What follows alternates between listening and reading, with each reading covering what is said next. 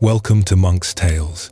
Tonight, we will embark on a gentle journey, not to a destination but into presence. We will explore the timeless wisdom that has served as a refuge for restless minds for over 2,500 years.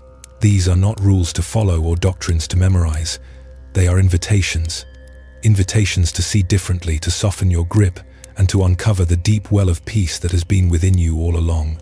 We will walk this path through ancient stories and simple, profound truths that speak not to the busy mind, but to the quiet, knowing heart.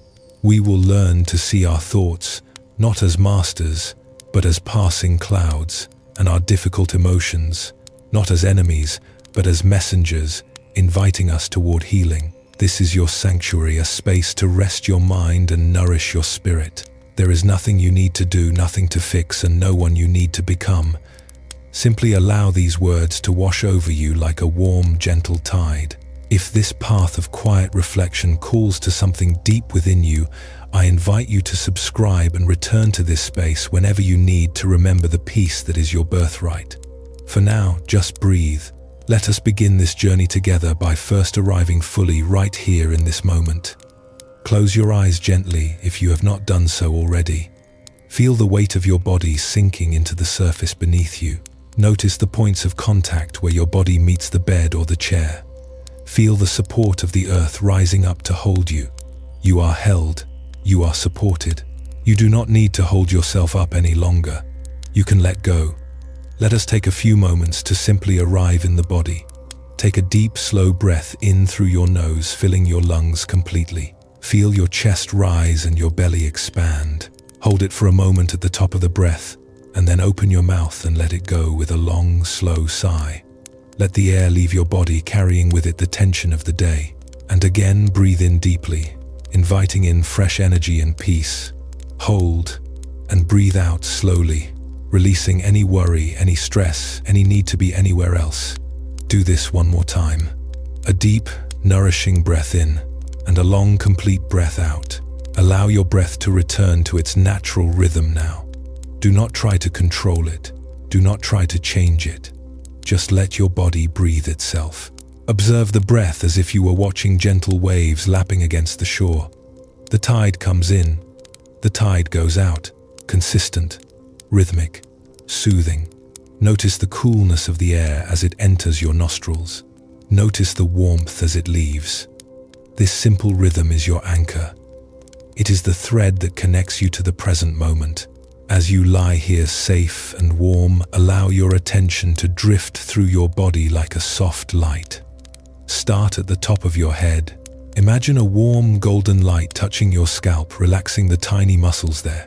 Let this light flow down into your forehead, smoothing out any lines of worry or concentration. Let it flow into your eyes, allowing them to sink deeper into their sockets. Let it flow into your cheeks and your jaw. Unclench your teeth. Let your tongue rest loosely in your mouth.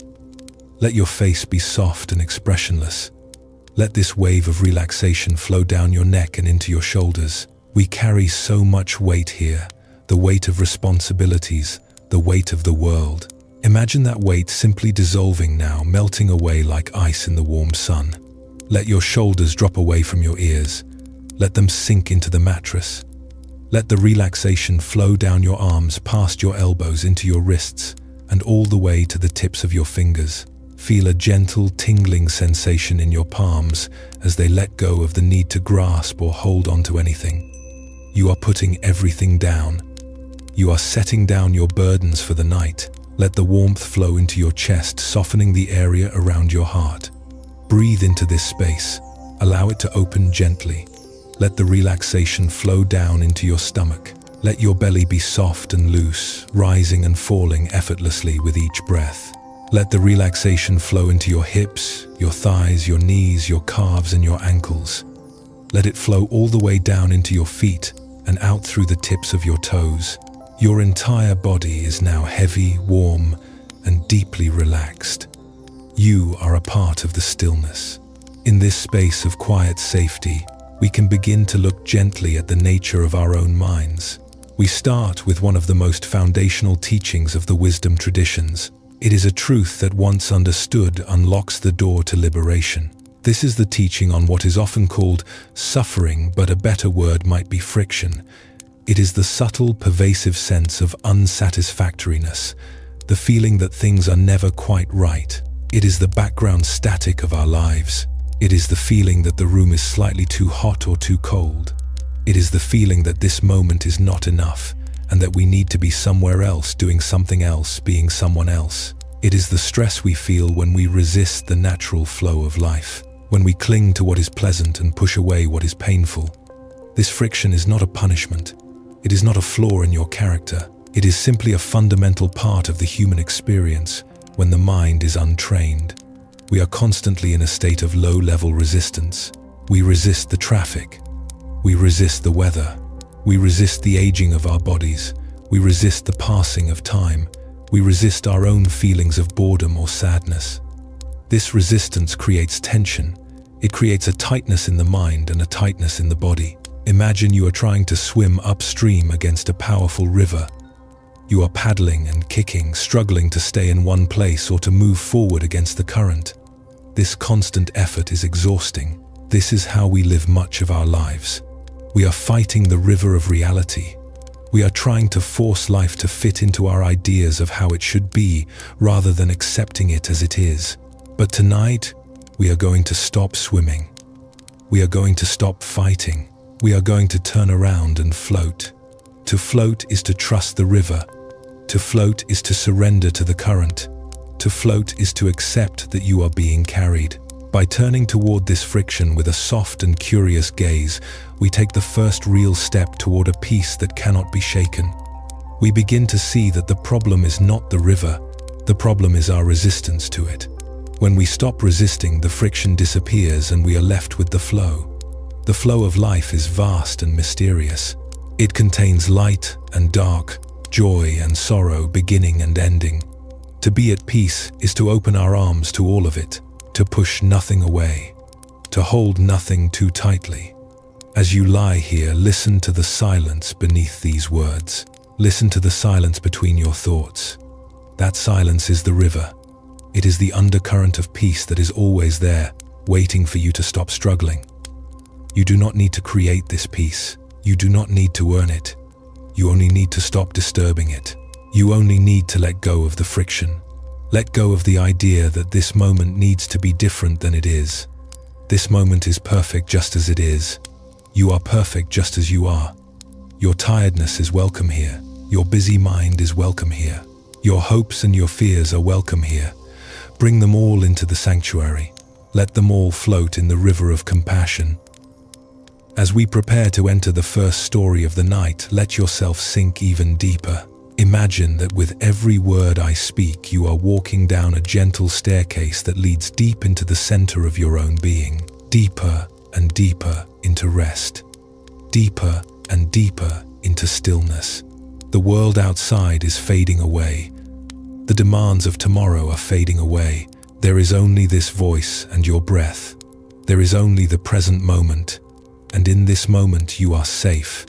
You are free. Let us now turn our attention to a time long ago, to a village at the foot of a great mountain, where a young woman named Mara was about to learn a profound lesson about the nature of this friction and the beautiful art of letting go. Listen with your heart. Let the story carry you. Let the wisdom seep into your bones as you drift toward the shores of sleep. In the days when the mountains were young and the rivers sang songs of the ancients, there lived a woman named Mara in a small village nestled at the foot of a towering peak. The village was a place of simple rhythms where the sun rose over the granite cliffs to paint the valley in gold and set behind the cedar forests, bathing the world in twilight violet. Life here moved at the pace of the seasons, slow and deliberate. But in Mara's workshop there was a different rhythm. It was the rhythmic clacking of the loom, the swift slide of the shuttle, and the soft breath of concentration. Mara was a weaver, and her skill was not merely a craft, it was a form of magic. She did not just weave cloth. She wove light and shadow, texture and emotion. Her tapestries were renowned throughout the land. Travelers would detour for days just to stand in her doorway and watch her hands move. They said her hands fluttered like hummingbirds, blurring with speed and grace, yet landing with absolute precision. She could capture the exact shade of a morning mist rising off the river. She could weave the feeling of a summer storm with threads of charcoal and electric blue. She could bind the warmth of a hearth fire into a blanket that would comfort a child through the coldest winter. Her workshop was a sanctuary of color. Skeins of dyed wool and silk hung from the rafters like dried flowers. There was indigo as deep as the midnight ocean. There was saffron as bright as the yolk of an egg. There was crimson as rich as spilled wine, and emerald as verdant as the moss that grew on the north side of the trees. The air in her room always smelled of lanolin and dried lavender, and the woody scent of the loom itself, which had been polished smooth by years of touch. For a long time, this work was the source of Mara's deepest joy. She would lose herself in the patterns, the world outside fading away, until there was only the thread and the tension and the creation. She felt a profound sense of flow, a oneness with the act of making, but as her fame grew, a subtle shift began to take place within her heart. The praise of the villagers and the awe of the travelers began to settle on her shoulders.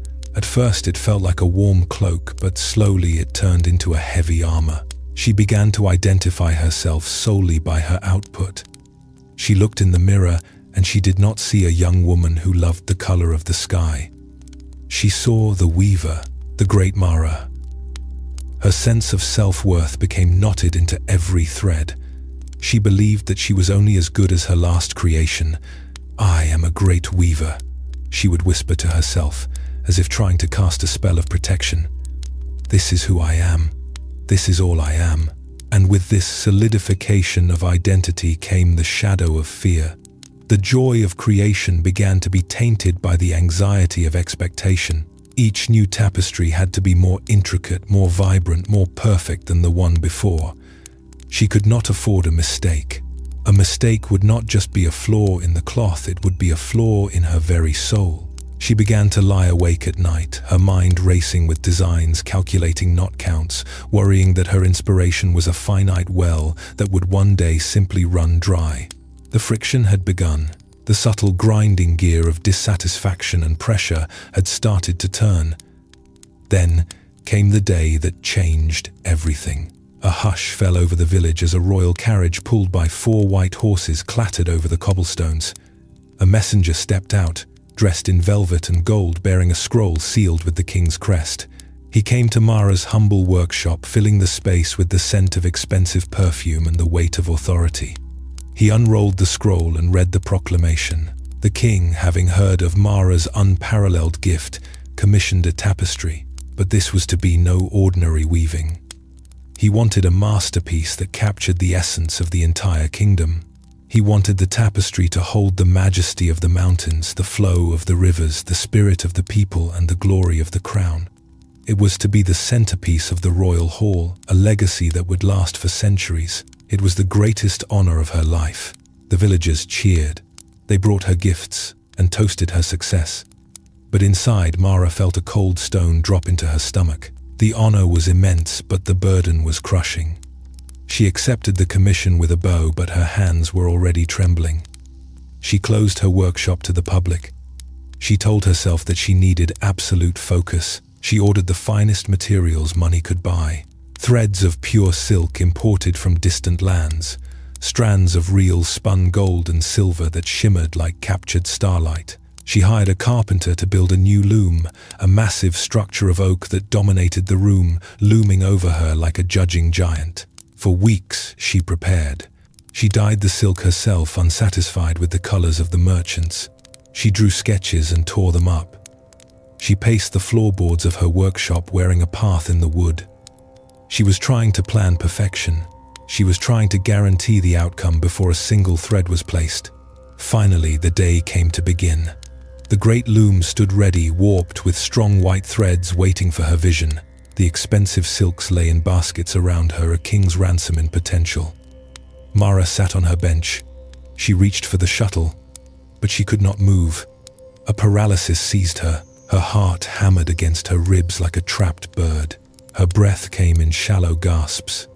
She looked at the empty white expanse of the warp threads, and she did not see opportunity.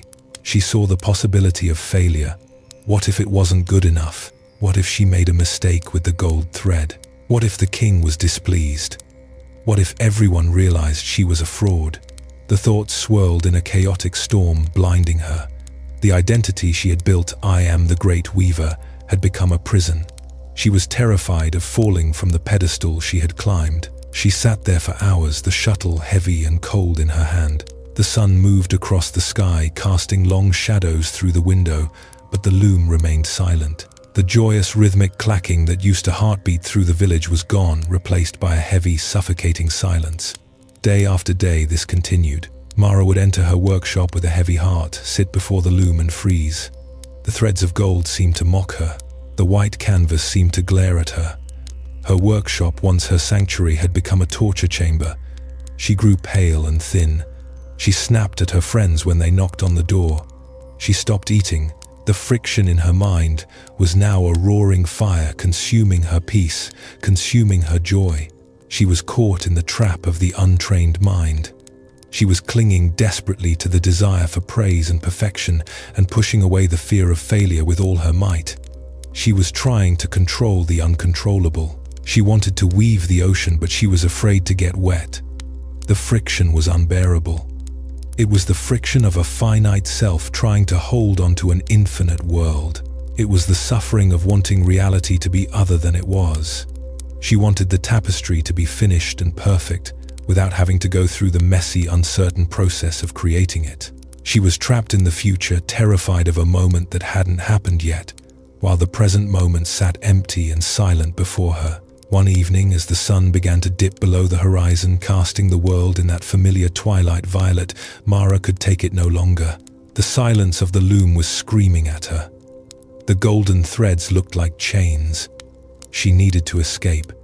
She needed to breathe. She threw a shawl over her shoulders and burst out of the workshop door, gasping for the cool evening air. She did not know where she was going. She only knew she had to climb. She began to walk up the mountain path, her feet finding the stones by instinct. She walked away from the village, away from the loom, away from the identity that was crushing her. She walked until her lungs burned and her legs ached, seeking a perspective she could not find in the valley. High above the village, near the timberline, there was a small hermitage where an old nun lived, a woman who had woven her life, not with thread, but with silence. Mara headed there, seeking a medicine she could not name for a wound she did not understand. The path was steep and rocky, but she climbed on, driven by the desperation of a heart that had forgotten how to rest. The air grew thinner and cooler as Mara ascended the final stretch of the path. Her breath came in ragged clouds before her face. Her legs burned with a fire that matched the turmoil in her mind, but she pushed on, drawn by a quiet pull she could not explain. Finally, she crested the ridge, and there it was, the hermitage. It was little more than a small wooden hut, perched on a ledge of granite, overlooking the vast valley below. It looked as if it had grown out of the mountain itself, weathered and grey and enduring. A wisp of smoke curled lazily from the stone chimney, disappearing into the deepening blue of the sky. Sitting on a flat rock outside the hut was the old nun. Her name was Sister Anja, though few in the village remembered it. To most, she was simply the Old One, the keeper of the silence. She sat wrapped in robes the color of autumn leaves, her back as straight as a pine tree, her eyes closed in meditation. She did not move as Mara approached. She did not startle. It was as if she had been expecting her, as if she had felt Mara's distress rippling up the mountainside like a tremor in the earth. Mara stopped a few paces away, chest-heaving, tears stinging her eyes. The silence here was different from the silence in her workshop. In her workshop, the silence was heavy and demanding. Here, the silence was vast and open. It was a container big enough to hold everything. Sister Anja opened her eyes. They were clear and deep, reflecting the fading light. She did not smile, but her face softened with a recognition that felt like an embrace. She gestured to the empty space on the rock beside her. Mara sank down her expensive shawl, slipping from her shoulders to the dusty ground. For a long time, neither of them spoke. Mara tried to compose herself, tried to find the words to explain the knot in her chest, but the kindness in the nun's presence undid her.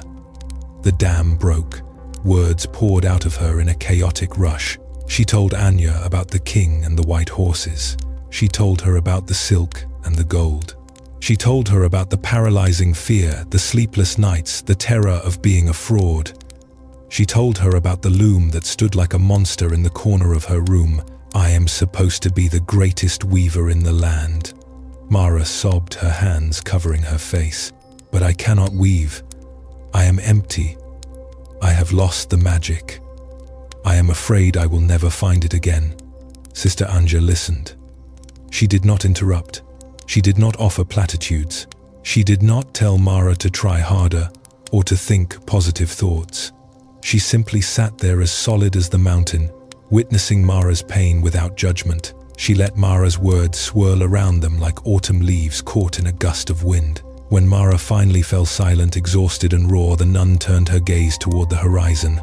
"Look," she said softly. Mara looked. The sun was beginning its final descent behind the distant peaks. The sky had ignited. It was a riot of color that no dye could ever replicate. There were streaks of burning orange that bled into deep bruised purples. There were clouds edged in fire and vast stretches of tender pink that softened the rugged edges of the world. It was a masterpiece of light, shifting and changing with every heartbeat. "It is beautiful," Mara whispered, her weaver's eye instinctively tracing the gradients. "Yes," Sister Anja said, "it is beautiful. But tell me, Mara, is it perfect?" Mara frowned, slightly confused by the question. "Perfect. It just is." "Exactly," the nun said. "The sunset does not try to be perfect. It does not look down at the valley and worry if the orange is too bright or if the purple is too dark. It does not compare itself to yesterday's sunset. It does not hold on to its form. Look how it changes. The pink is already fading into gray. The light is surrendering to the dark. It is beautiful because it is fleeting. It is beautiful because it does not resist its own vanishing." She turned to look at Mara, and her eyes were fierce with compassion. "You are suffering, my child, because you are trying to freeze the sunset. You are trying to capture a living, flowing world and trap it in a static image of perfection. You believe that you are the creator of the beauty. You believe that you are the weaver." Mara blinked. "But I am the weaver," she said. "That is what I do." "No," Anja said gently. "That is the illusion that is breaking your heart. You are not the weaver, Mara. You are the loom." Mara sat still, the words hanging in the cool air. "Life is the weaver," Anja continued. "Inspiration is the thread. The skill in your hands, the vision in your mind, the gold and the silk, these are just materials. They move through you. When you think I am doing this, I must control this, I must make this perfect, you tighten the threads, you clog the machine, you stand in the way of the flow. But when you realize that you are the loom, your only job is to hold the space. Your only job is to stay open, to let the shuttle fly without gripping it, to let the pattern emerge without forcing it. You are not the source of the river, Mara. You are the riverbed. Let the water run." Something inside Mara released. It was a physical sensation, like a knot untying deep in her solar plexus. She had been carrying the weight of the Creator on her human shoulders. She had thought it was all up to her. But if she was just the loom, then she didn't have to be perfect. She just had to be present. She just had to be sturdy enough to hold the tension and open enough to let the threads pass through. Tears flowed again, but they were not tears of despair. They were tears of relief, tears of homecoming. She sat on the rock, watching the colors fade into the velvet blue of night, feeling the cool mountain air on her skin, and for the first time in months, she felt the quiet hum of peace. Let us bring this wisdom into our own bodies now. Let us practice being the loom. I invite you to shift your attention back to your physical form lying here in the sanctuary of your bed. Imagine that your body is the frame of a great sturdy loom. It is strong, it is supported, it is held by the earth. You do not need to do anything. You are simply the structure. Feel your spine as the central beam of the loom, heavy and grounded. Feel your arms and legs as the side beams resting effortlessly. Now imagine that your breath is the shuttle, smooth, rhythmic, back and forth. With every inhalation, the shuttle glides to one side. With every exhalation it glides back. There is no effort. The shuttle moves by itself, carried by the momentum of life.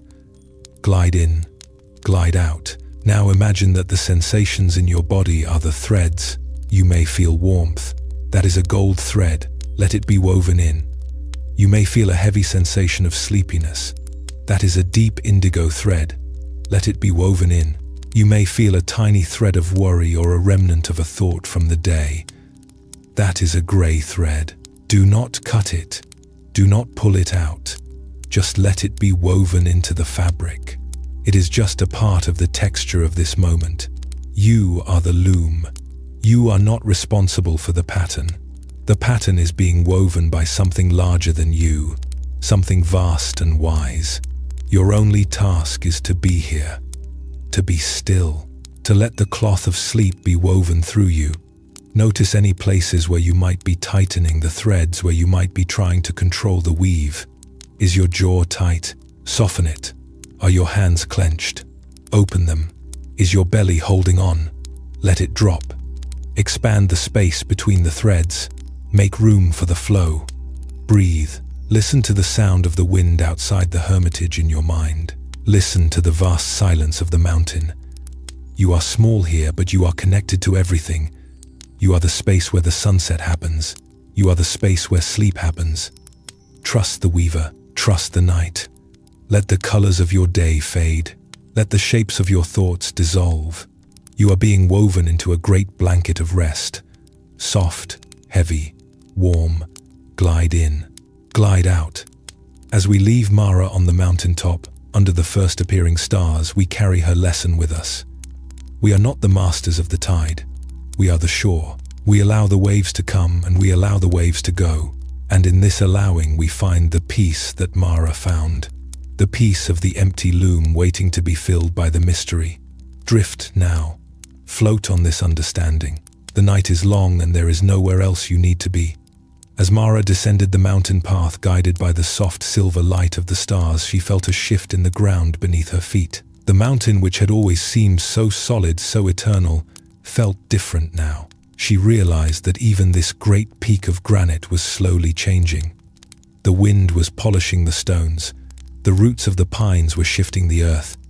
The rain was carving new channels through the rock. Nothing was static. Everything was a slow, majestic dance of becoming and dissolving. This realization brings us to the next deepening of our journey. It brings us to the wisdom of the flow. In the ancient language of the East, this is called anicca, or impermanence. It is often misunderstood as a source of sadness. We fear loss. We grieve the end of good things. We try desperately to hold on to moments of happiness as if they were solid objects we could keep in a jar. But tonight, we are going to look at change through the eyes of the wise. We are going to see that change is not a thief but a river, and it is this river that washes us clean.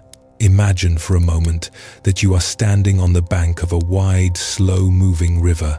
The water is deep and dark, reflecting the moonlight. It looks peaceful and still, but if you look closely, you can see the current. The water is moving. It is always moving. The water that is in front of you right now is not the same water that was there a second ago. That water has already moved downstream, carried toward the vastness of the ocean. New water has arrived to take its place. This is the nature of reality. It is a continuous flow. To try to hold on to a moment, to try to keep things exactly as they are, is like trying to grasp a handful of water. The harder you squeeze, the faster it slips through your fingers, and you are left only with a wet hand and a sense of loss. But if you cup your hands gently and dip them into the river, you can feel the coolness.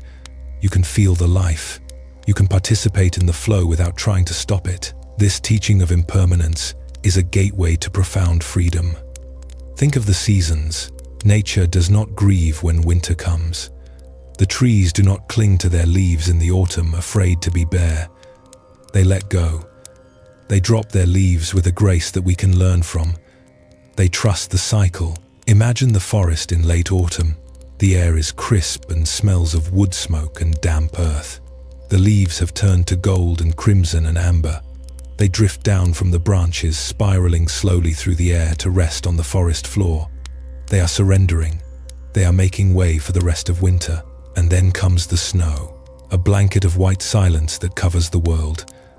The earth sleeps, it rests. It does not worry about whether spring will come, it simply rests in the darkness. And because it rests, spring always comes. The ice melts, the water flows, the green shoots push up through the soil. Life returns fresh and new. If the trees had refused to let go of their old leaves, there would be no room for the new buds. Impermanence is the engine of renewal.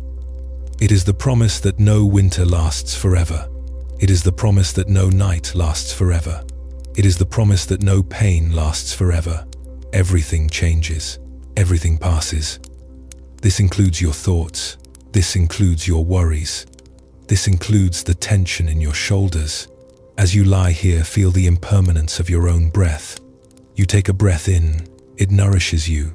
It fills you with life, but you cannot hold on to it. If you tried to hold your breath to keep it forever, you would suffer. You must let it go. You must exhale. You must release the old air to make room for the new. Every breath is a small lesson in letting go. Every exhale is a practice of surrender. Breathe in. Accept. Breathe out. Release. In. Out. Arising. Passing. This is the rhythm of the universe. When we fight this rhythm, we create friction. We try to freeze the summer. We try to keep our children small. We try to keep our bodies from aging. We try to keep our relationships exactly as they were in the beginning. We build dams in the river of life, trying to create a permanent pool of happiness. But the water becomes stagnant behind the dam. The pressure builds. The dam inevitably breaks. The Buddha taught that peace comes not from building stronger dams, but from learning to swim. It comes from relaxing into the current. When you understand that everything is changing, you can stop clinging. You can stop worrying about the future because you know the future will be different than the present. You can stop clinging to the past because you know the past is gone. You are free to be fully here in the only moment that actually exists. The dynamic, ever-changing now. Let us practice this fluid awareness together. Imagine your mind is like the sky. The sky is vast. It is open. It is boundless. Now imagine your thoughts and emotions are the weather moving through that sky. Some days the sky is blue and clear. That is joy. Enjoy it. Feel the warmth of the sun, but know that clouds will come. When the gray clouds of sadness or anxiety drift in, do not be afraid. Do not try to push them away. Do not say this shouldn't be happening. Just watch them. Say to yourself, here is a cloud. Here is a storm. It is raining right now. Rain is a part of nature. Sadness is a part of nature. Watch the storm rage. Hear the thunder. Feel the wind. But remember that you are the sky. You are not the rain. The rain cannot wet the sky. The wind cannot move the sky. The clouds cannot stain the sky. They just pass through. And eventually they always dissolve. The storm runs out of energy. The clouds break apart, and the sun returns. If you can hold this perspective, if you can watch your own life with this gentle detachment, you will find a place of calm in the center of the hurricane. You will find the eye of the storm. Bring your attention to any sensation of discomfort you might be feeling right now. Maybe a worry about tomorrow. Maybe a physical ache. Look at it. Does it feel solid? Does it feel permanent? Look closer. Notice how it shifts. Notice how it throbs or tingles or changes shape. It is vibrating. It is moving. It is not a solid block of stone. It is a wave of energy. And because it is energy, it will move. It will change. It will pass. You do not need to fix it. You just need to wait. You just need to breathe and let the river do its work. Imagine yourself now as a leaf floating on that wide, slow river. You are light. You are buoyant. You are being carried by a current that is older than time. The water is warm and supportive. You do not need to steer. You do not need to paddle. The river knows where it is going. It is flowing toward the great ocean of sleep, the ocean of peace. You drift past the banks of the river. You see the trees passing by. You see the stars reflecting in the water around you. You are part of the reflection. You are drifting, drifting, drifting. There is a deep comfort in this lack of control. It is the comfort of being small. It is the comfort of being part of something larger. You do not have to hold the world together tonight. The world holds itself. The world changes itself. The sun will rise tomorrow without your help. The seasons will turn without your effort. Your heart will beat without your command. You can resign from the job of general manager of the universe. You can just be the leaf. Feel your body becoming more fluid. Feel your muscles lengthening and softening like warm wax. The rigid boundaries of your skin seem to dissolve. You are melting into the bed. You are melting into the night. There is no resistance left in you, only flow. Only the gentle rise and fall of your chest, like the tide. In, out, come, go. This wisdom of impermanence teaches us to cherish. Because things do not last, they are precious. Because this moment will never happen again in exactly this way, it is a jewel. We hold it lightly, but we hold it with love. We love the sunset because it fades. We love the flower because it blooms for only a short time. And we can learn to love ourselves even in our brokenness, even in our changing nature, because we too are part of this beautiful, fleeting dance. As we drift further down this river of stars, we prepare to meet another teacher, a teacher who understands that sometimes things do not just change, sometimes they break. And in that breaking there is a hidden beauty waiting to be discovered. We move from the flowing water to the kiln of the potter. We move from the seamless sky to the cracked earth. Keep drifting, keep breathing. The current is gentle, the night is kind. You are exactly where you need to be, flowing toward the deep healing silence of the ocean. In a quiet valley nestled between the paws of two sleeping mountains, there lived a master potter named Isara. Her studio was an open-air sanctuary built of cedar and stone, where the air was always thick with the scent of damp earth and drying pine needles. Dust motes danced in the shafts of sunlight that pierced through the slat roof, swirling like tiny galaxies. Isara was a woman of few words. Her hands told her story. They were weathered and strong, stained with the red clay of the riverbank, etched with the lines of 1,000 creations. When she sat at her wheel, she did not just shape the clay, she communed with it. The wheel would hum a low, hypnotic drone. A sound that vibrated in the chest and slowed the heart. A young apprentice named Kale had traveled far to study under her. Kale was talented, but he was possessed by a demon of perfection. He believed that beauty lay in flawlessness. He wanted to create a vessel that was mathematically perfect, smooth as glass, symmetrical as a reflection. He would hunch over his wheel, his brow furrowed in concentration, his breath held tight in his chest. He fought the clay. He tried to dominate it, to force it into his vision of perfection. And when a pot wobbled even slightly, or when a tiny bubble of air marred the surface, he would growl with frustration and smash the wet clay back into a shapeless lump. His corner of the studio was a graveyard of rejected potential. He was exhausted. He was at war with the nature of the earth itself. One afternoon, after a particularly long struggle, Kyle watched Isara work. She placed a lump of rough clay on the center of the wheel. With a kick, the wheel began to spin, round and round. A blur of motion, her hands wet with water cupped the clay gently. She did not force it. She invited it to rise. Under her touch, the clay grew, pulling upward into a tall, elegant vase. It was breathtaking. But just as she was finishing the rim, her hand slipped. A sudden, involuntary twitch. The wall of the vase buckled. A deep, jagged crack appeared, running from the lip down to the belly of the pot. Kale gasped. He waited for Isara to curse. He waited for her to smash the ruined pot just as he would have done. He felt a pang of pity for the wasted effort. But Isara did not smash the pot. She stopped the wheel. She looked at the wound in the clay, and she smiled. A soft, knowing smile that reached her eyes. "It is broken," Kale whispered. "It is ruined." Isara shook her head slowly. "No," she said, her voice like rustling leaves. "It is not ruined. It has simply changed. It has spoken. It has told us that it is fragile. And now, we must answer. She carefully set the vase aside to dry. Days later, when it had been fired in the kiln and came out hard and stone-like, the crack was still there, a gaping mouth in the ceramic. Kael thought she would surely throw it away now. Instead, Isara brought out a small wooden box. Inside was a fine powder of pure gold and a sticky lacquer made from the sap of a rare tree. With infinite patience and a steady hand, she mixed the gold with the lacquer. Then, using a brush as thin as a single hair, she began to paint the crack. She did not try to hide the break.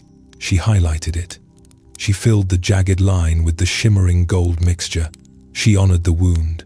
She traced the path of the breakage with the most precious material she possessed. When she was finished, the vase was no longer just a pot. It was a masterpiece. The crack had become a vein of lightning frozen in time, a river of gold running through the earth. It was far more beautiful than the perfect, unbroken pots Kael strove for. It had character. It had a story. It had survived. This, Isara said, holding the vase up to the light, is the art of Kintsugi, the art of golden repair. We do not hide our cracks, Kael. We celebrate them. The pot is more beautiful now for having been broken. The gold makes it stronger than it was before. Kael looked at the vase and felt tears prick his eyes. He realized he had been trying to build a life that never broke. He had been trying to hide his own cracks, his own fears, his own insecurities. He had been ashamed of his imperfections. But Isara was showing him that the beauty was not in the perfection. The beauty was in the healing. The beauty was in the resilience. The light enters through the wound. Tonight, as you lie here in the safety of the dark, let us embrace the philosophy of Kintsugi for ourselves. We all have cracks. We all have places where life has broken us. Maybe it is a heartbreak from years ago. Maybe it is a dream that didn't come true. Maybe it is a physical scar or an illness. Maybe it is just the daily wear and tear of being human. We spend so much energy trying to hide these cracks. We paint over them with smiles. We bury them under busyness. We judge ourselves for not being whole. But what if you didn't have to hide them? What if your cracks are exactly where your gold belongs? Imagine now that you can see your own body and spirit with the eyes of Isara. Look at the places that hurt. Look at the places you feel are flawed. Do not turn away. Instead, imagine you have a brush dipped in liquid light, warm, healing golden light. Gently in your mind's eye, trace this gold along your scars. Trace it along your worries. Trace it along your regrets. Feel the warmth of the gold seeping into the cracks. It does not erase them. It fills them. It binds you back together, not with shame, but with love. You are being repaired with the gold of self-compassion. Feel this golden lacquer moving through your body. If your knees ache, pour gold into them. If your heart aches, pour gold into it. If your mind is fractured with scattered thoughts, pour gold into the spaces between them. You are becoming a work of art. You are becoming a vessel of history and healing. There is a profound relaxation that comes when we stop pretending to be perfect. When we admit that we are cracked, we can finally exhale. We can finally put down the heavy mask. You are allowed to be broken. You are allowed to be in repair. You are still whole in a deeper way. The gold holds you. The love holds you. Visualize the vase again, sitting on a shelf in the moonlight. The gold vein glimmers softly in the dark. It is at rest. It is not striving to be a different bowl. It is content with its own story. Be like that vase. Be content with your story. Every joy, every sorrow, every success, every failure has been a part of the firing process. It has made you who you are, unique, irreplaceable, precious. Let the image of the spinning wheel return to your mind, round and round, slow and steady, the hum of the universe. You are the clay on the wheel, but you are no longer afraid of the wobble. You are no longer afraid of the slip. You know that if you break, you will just become more beautiful. You will just add more gold.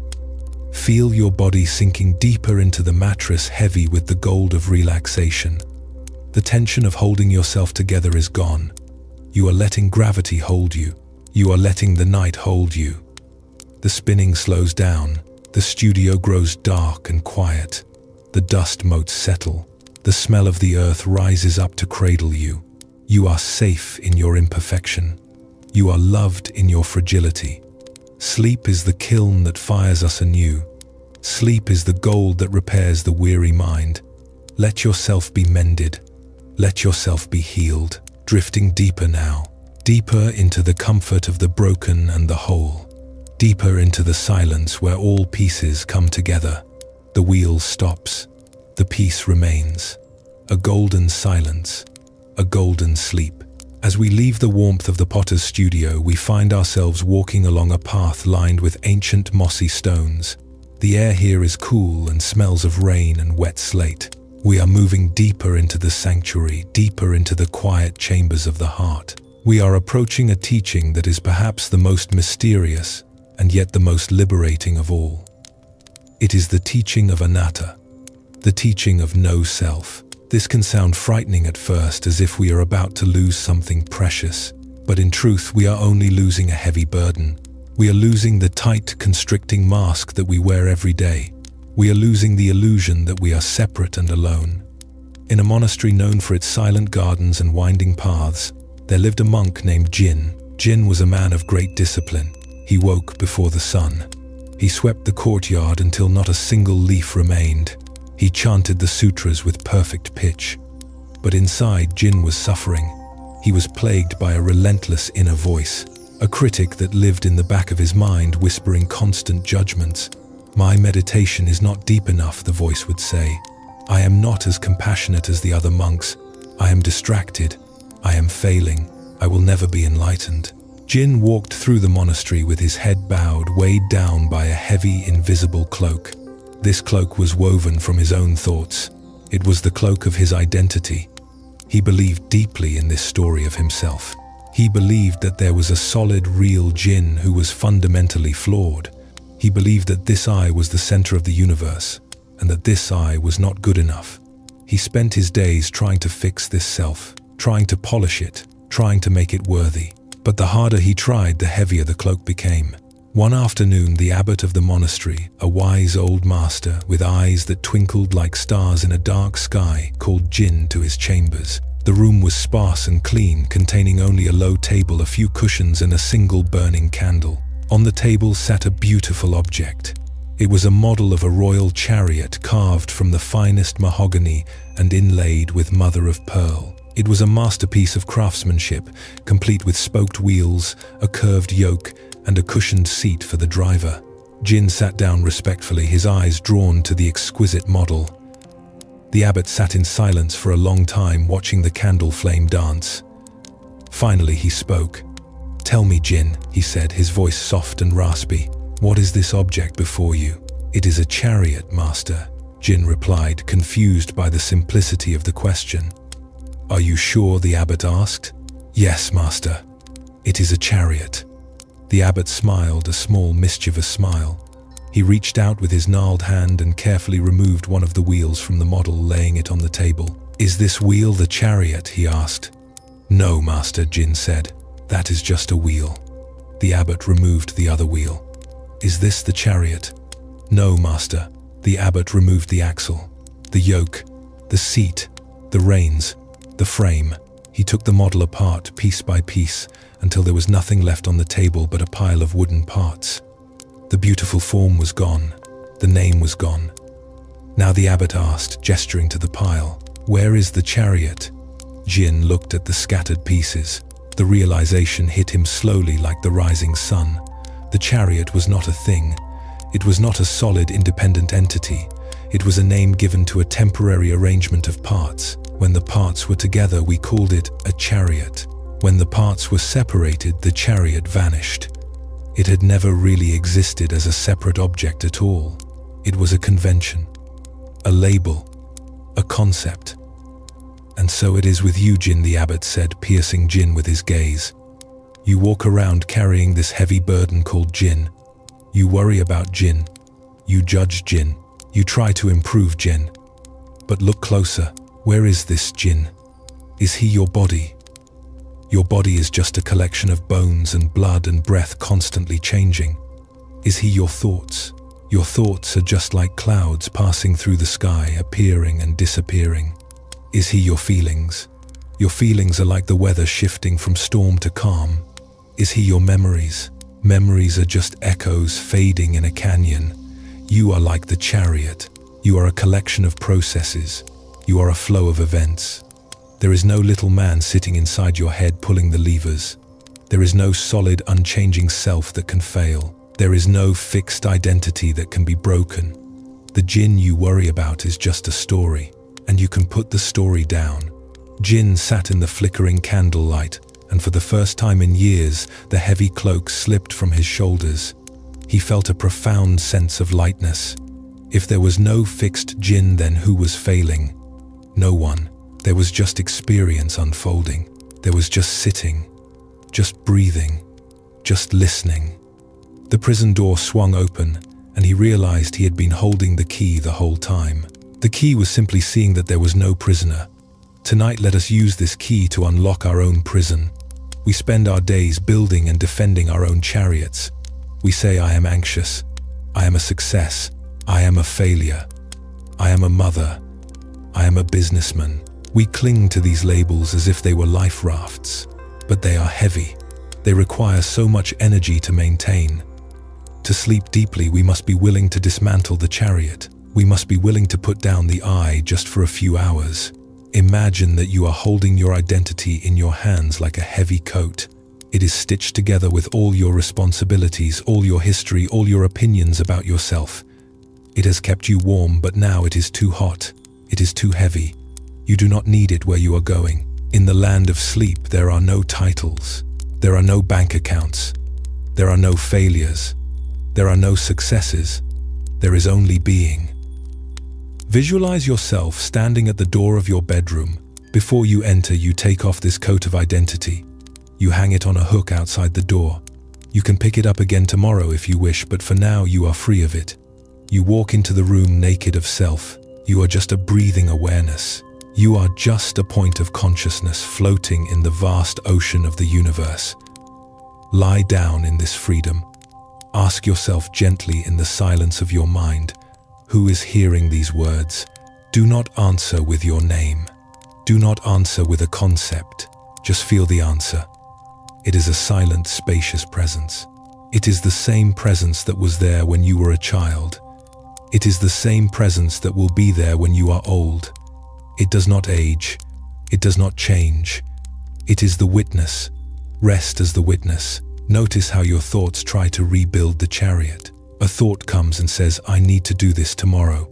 That is just a wheel. Let it be on the table. A feeling comes and says, I am worried. That is just an axle. Let it lie there. Do not put them together. Do not build the vehicle. Let the parts stay scattered. Let the mind be unstructured. When we stop building the self, we stop creating the friction. There is no one to be rubbed the wrong way. There is no one to be offended. There is no one to be disappointed.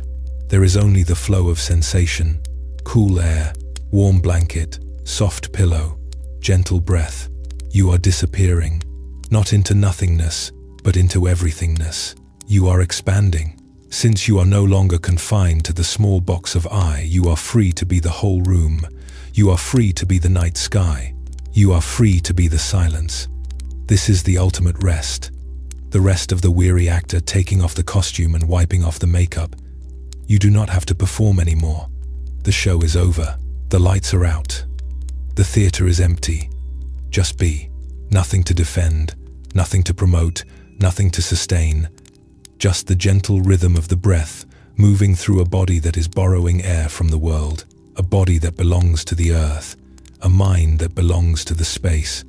Float in this vast, weightless space. You are lighter than a feather. You are clearer than crystal. You are the space between the stars. As we drift deeper into this state of selflessness, we prepare to explore the mechanics of this freedom even further. We will move from the story of the chariot to a direct experience of loosening the knots that bind us. We will practice untying the mind so it can finally truly sleep. But for now, just enjoy the lightness of being no one. The joy of being nothing and everything all at once.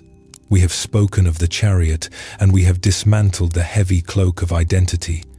Now we will move from understanding to experience. We will enter a deep guided meditation designed to gently untie the knots of your being one by one. In the ancient texts, these parts of us are called the five aggregates. They are the bundles of energy that come together to create the illusion of a self. But tonight, we are not studying them, we are releasing them. We are going to place them down on the side of the road so you can travel light into the land of sleep. Adjust your position if you need to. Make sure you are warm. Make sure your head is supported. Close your eyes and let the darkness behind your eyelids become a vast, comfortable space.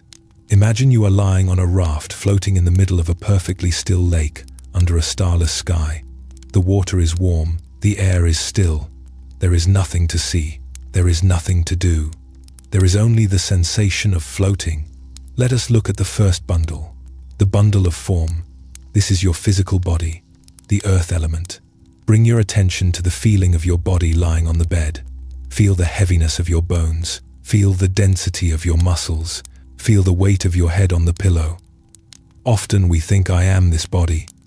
But tonight, try to see your body as a faithful animal that you have been riding all day. It is tired. It needs to rest. You can dismount now. Say to yourself gently, "This is not me. This is just form. This is just matter. This is borrowed from the earth." Feel the boundaries of your skin beginning to soften. Imagine that your body is made of sand, warm, heavy sand. And as you breathe out, the sand begins to spread. The outline of your body dissolves. The sand merges with the mattress, merges with the floor, merges with the earth beneath the house. You are no longer contained by a shape. You are vast. You are part of the ground. Let the body sink. Let it become heavy and inert. You are safe to leave it here. It will replenish itself while you are away. Now let us look at the second bundle, the bundle of feeling. This is the raw sensation of the world. It is the pleasant and the unpleasant, the hot and the cold, the comfort and the ache. Scan through the space where your body used to be. Do you feel a tingle in your toes? Do you feel a warmth in your chest? Do you feel a slight itch or a pulse? Usually we grab these feelings and say, "This is my pain" or "This is my comfort." But tonight, just watch them as if they were fireflies blinking in the dark. A sensation arises. Blink. It fades. Another sensation arises. Blink. It fades. They are just signals. They are just tiny electrical impulses dancing in the void. You do not need to manage them. You do not need to fix them. You are the space in which they dance. Step back from the feelings. Imagine you are watching them from a great distance. They are small and far away. They cannot touch you. You are the stillness behind the blinking lights. Let the sensations drift. Let them turn into a soft, meaningless hum, a white noise that lulls you deeper. Now let us look at the third bundle, the bundle of perception. This is the part of the mind that names things. It says, "This is a bed. This is a sound. This is darkness." It is the label maker. It is constantly working, sticking post-it notes on every moment. Watch your mind trying to label this experience. Watch it trying to understand my words. Imagine that you are peeling the labels off the world. Peel the label off the sound of my voice. Let it just be a vibration, a sound wave washing over you. Peel the label off the darkness. Let it just be a velvet curtain. Peel the label off yourself. Forget your name. Forget your age. Forget your history. Without the labels, everything becomes mysterious and soft. The sharp edges of the world disappear. You are floating in a sea of unnamed experience. It is a relief not to know what anything is. It is a relief not to have to understand. Let the mind become innocent again. Let it be like the mind of a baby, just pure awareness without words. Now let us look at the fourth bundle, the bundle of mental formations. This is the busy workshop of the mind. This is where thoughts are made. This is where plans are hatched. This is where worries are constructed. It is a river of words and images that never seems to stop. The narrator, the storyteller, The planner. Imagine you are standing on the bank of this river. You see the thoughts floating by. There goes a thought about tomorrow. There goes a memory of yesterday. There goes a judgment. There goes a song stuck in your head. Usually you jump into the river and get swept away. You drown in the story. But tonight you are standing on the dry bank. You are watching the debris float by. You do not reach out to grab any of it. Let the thoughts flow. Let them be chaotic. Let them be nonsensical. It does not matter. You are not the thoughts. You are the watcher. Notice the space between the thoughts, the little gaps of silence. Focus on the gaps. Imagine the gaps getting wider. The thoughts are becoming fewer and farther between. The river is slowing down. It is turning into a slow, meandering stream. The water is becoming clear. The noise of the mind is fading into the distance like a radio playing in another room. You can hear it, but you do not have to listen to it. You can turn away. You can turn toward the silence. Finally, let us look at the fifth bundle. The bundle of consciousness. The pure light of awareness itself. This is the only thing left. You have let go of the body. You have let go of the sensations. You have let go of the labels. You have let go of the stories. What remains? Just a soft, dim light of knowing. A pure, simple presence. I am. Not, I am this or I am that. Just, I am. Rest in this pure being. It is like floating in deep space, weightless, timeless, formless. You are a point of light, drifting in the infinite. There is no friction here. There is no suffering here. There is only peace. Feel yourself drifting deeper into this void. It is not empty. It is full of rest. It is the womb of the universe. You are returning to the source. You are returning to the stardust from which you came. Every time you exhale, you dissolve a little more. You become a little more spacious. The boundaries between you and the night are completely gone. You are the night. You are the sleep. Drift, float, dissolve. If a thought comes, treat it like a distant bird flying across the moon. Let it fly. Do not follow it. Stay with the moon. Stay with the light. You are unburdened. You are untied. The knots are loose. The ropes have fallen away. The boat of your soul is drifting gently out to sea. The shore is far behind you. The lights of the world are far behind you. There is only the gentle rocking of the ocean, rocking you to sleep, rocking you to peace. Deeper, deeper, deeper. And as you rest in this spacious awareness, we begin to sense that even in this vast emptiness, we are not alone. We are connected. We are part of a great web, a web that holds us and nourishes us even in the dark. From the void of no self, we move to the fullness of interconnection. We move from the empty sky to the grain of rice that holds the sun. Let us drift toward that story now. Let us see the universe in a single grain. In the deep silence, where the self has dissolved, we find a new kind of truth. We discover that when we are empty of a separate self, we are full of everything else. We are not isolated fragments floating in a cold void. We are threads in a warm, infinite tapestry. We are held by a web of connection that stretches across time and space. To understand this, let us travel to a high remote cave in the mountains, where a monk named Sila sought to find peace by leaving the world behind. Sila was a man who craved solitude.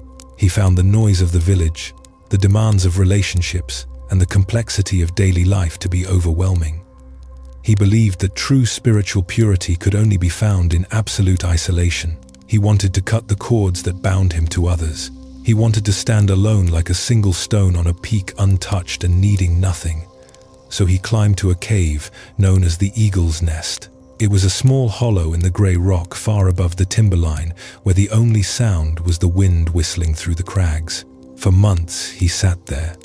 He meditated on the silence. He watched the clouds. He felt proud of his independence. He felt he was finally self-made, finally free from the messy reliance on others. Each morning, a villager from the valley below would make the long, arduous climb to leave a single bowl of rice at the entrance of the cave. Sila would accept it with a brief nod, barely acknowledging the giver before returning to his solitude. He saw the food as fuel, nothing more. One morning, as he sat with his bowl prepared to eat, he remembered the words of his old teacher. "Look deeply," his teacher had said. "Look deeply at any one thing, and you will see the whole universe." Sila looked at the bowl in his lap.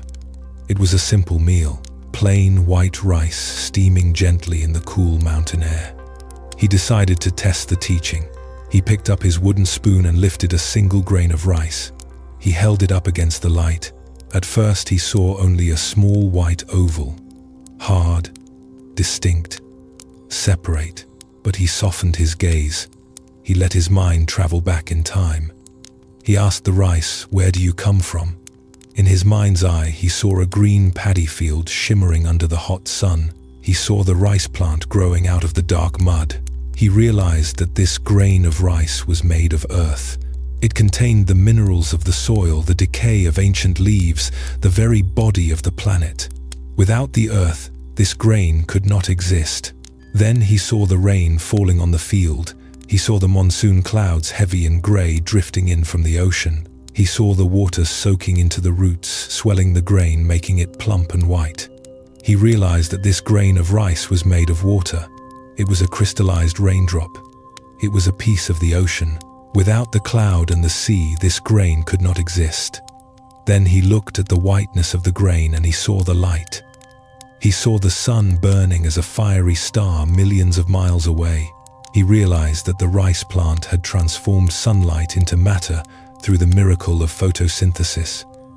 He was holding a piece of the sun in his spoon. He was about to eat light. Without the sun, this grain could not exist. And then he saw the farmer. He saw a man with a weathered face and calloused hands standing knee-deep in the mud, bending over to plant the seedlings.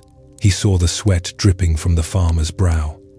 He saw the farmer's back aching from the labor. He saw the patience and the care. He realized that this grain of rice contained the farmer's life energy. It contained his time. It contained his hope for the harvest. Sila looked deeper still. He saw the sickle that harvested the rice and the blacksmith who made the sickle. He saw the fire that forged the steel. He saw the potter who dug the clay to make the bowl in his lap. He saw the woodcutter who chopped the firewood that cooked the rice that very morning. He saw the villager who had climbed the mountain legs, burning lungs heaving just to bring him this gift. Suddenly, the single grain of rice was no longer a small white object. It was a universe. It was a meeting point for the sun, the earth, the rain, the wind, and the labor of countless human beings. It was not solitary. It was the result of a conspiracy of kindness, a conspiracy of the cosmos to keep him alive. Sila began to weep. His tears fell into the bowl, mixing with the food. The illusion of his independence shattered like a glass dropped on stone. He realized with a shock that shook him to his core that he had never been alone, not for a single second. Even here in this high, desolate cave, he was being held. He was being nourished by the entire world. He could not take a single breath without the trees giving him oxygen. He could not take a single bite without the sun giving him energy. He was utterly dependent, and in that dependence he found a love he had never known before.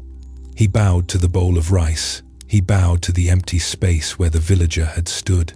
He ate the meal with a reverence he had never felt. He was not just eating rice. He was communing with the universe. He was taking the world into his body. He felt a profound sense of gratitude and belonging. He was a child of the cosmos, held safe in a vast web of supporting conditions. Tonight, let us bring Sila's realization into your bedroom. You may feel alone in your bed, but look closer with the eye of wisdom. You are being held just as surely as Sila was. Feel the blanket covering you. It is soft and warm. Ask it, where did you come from?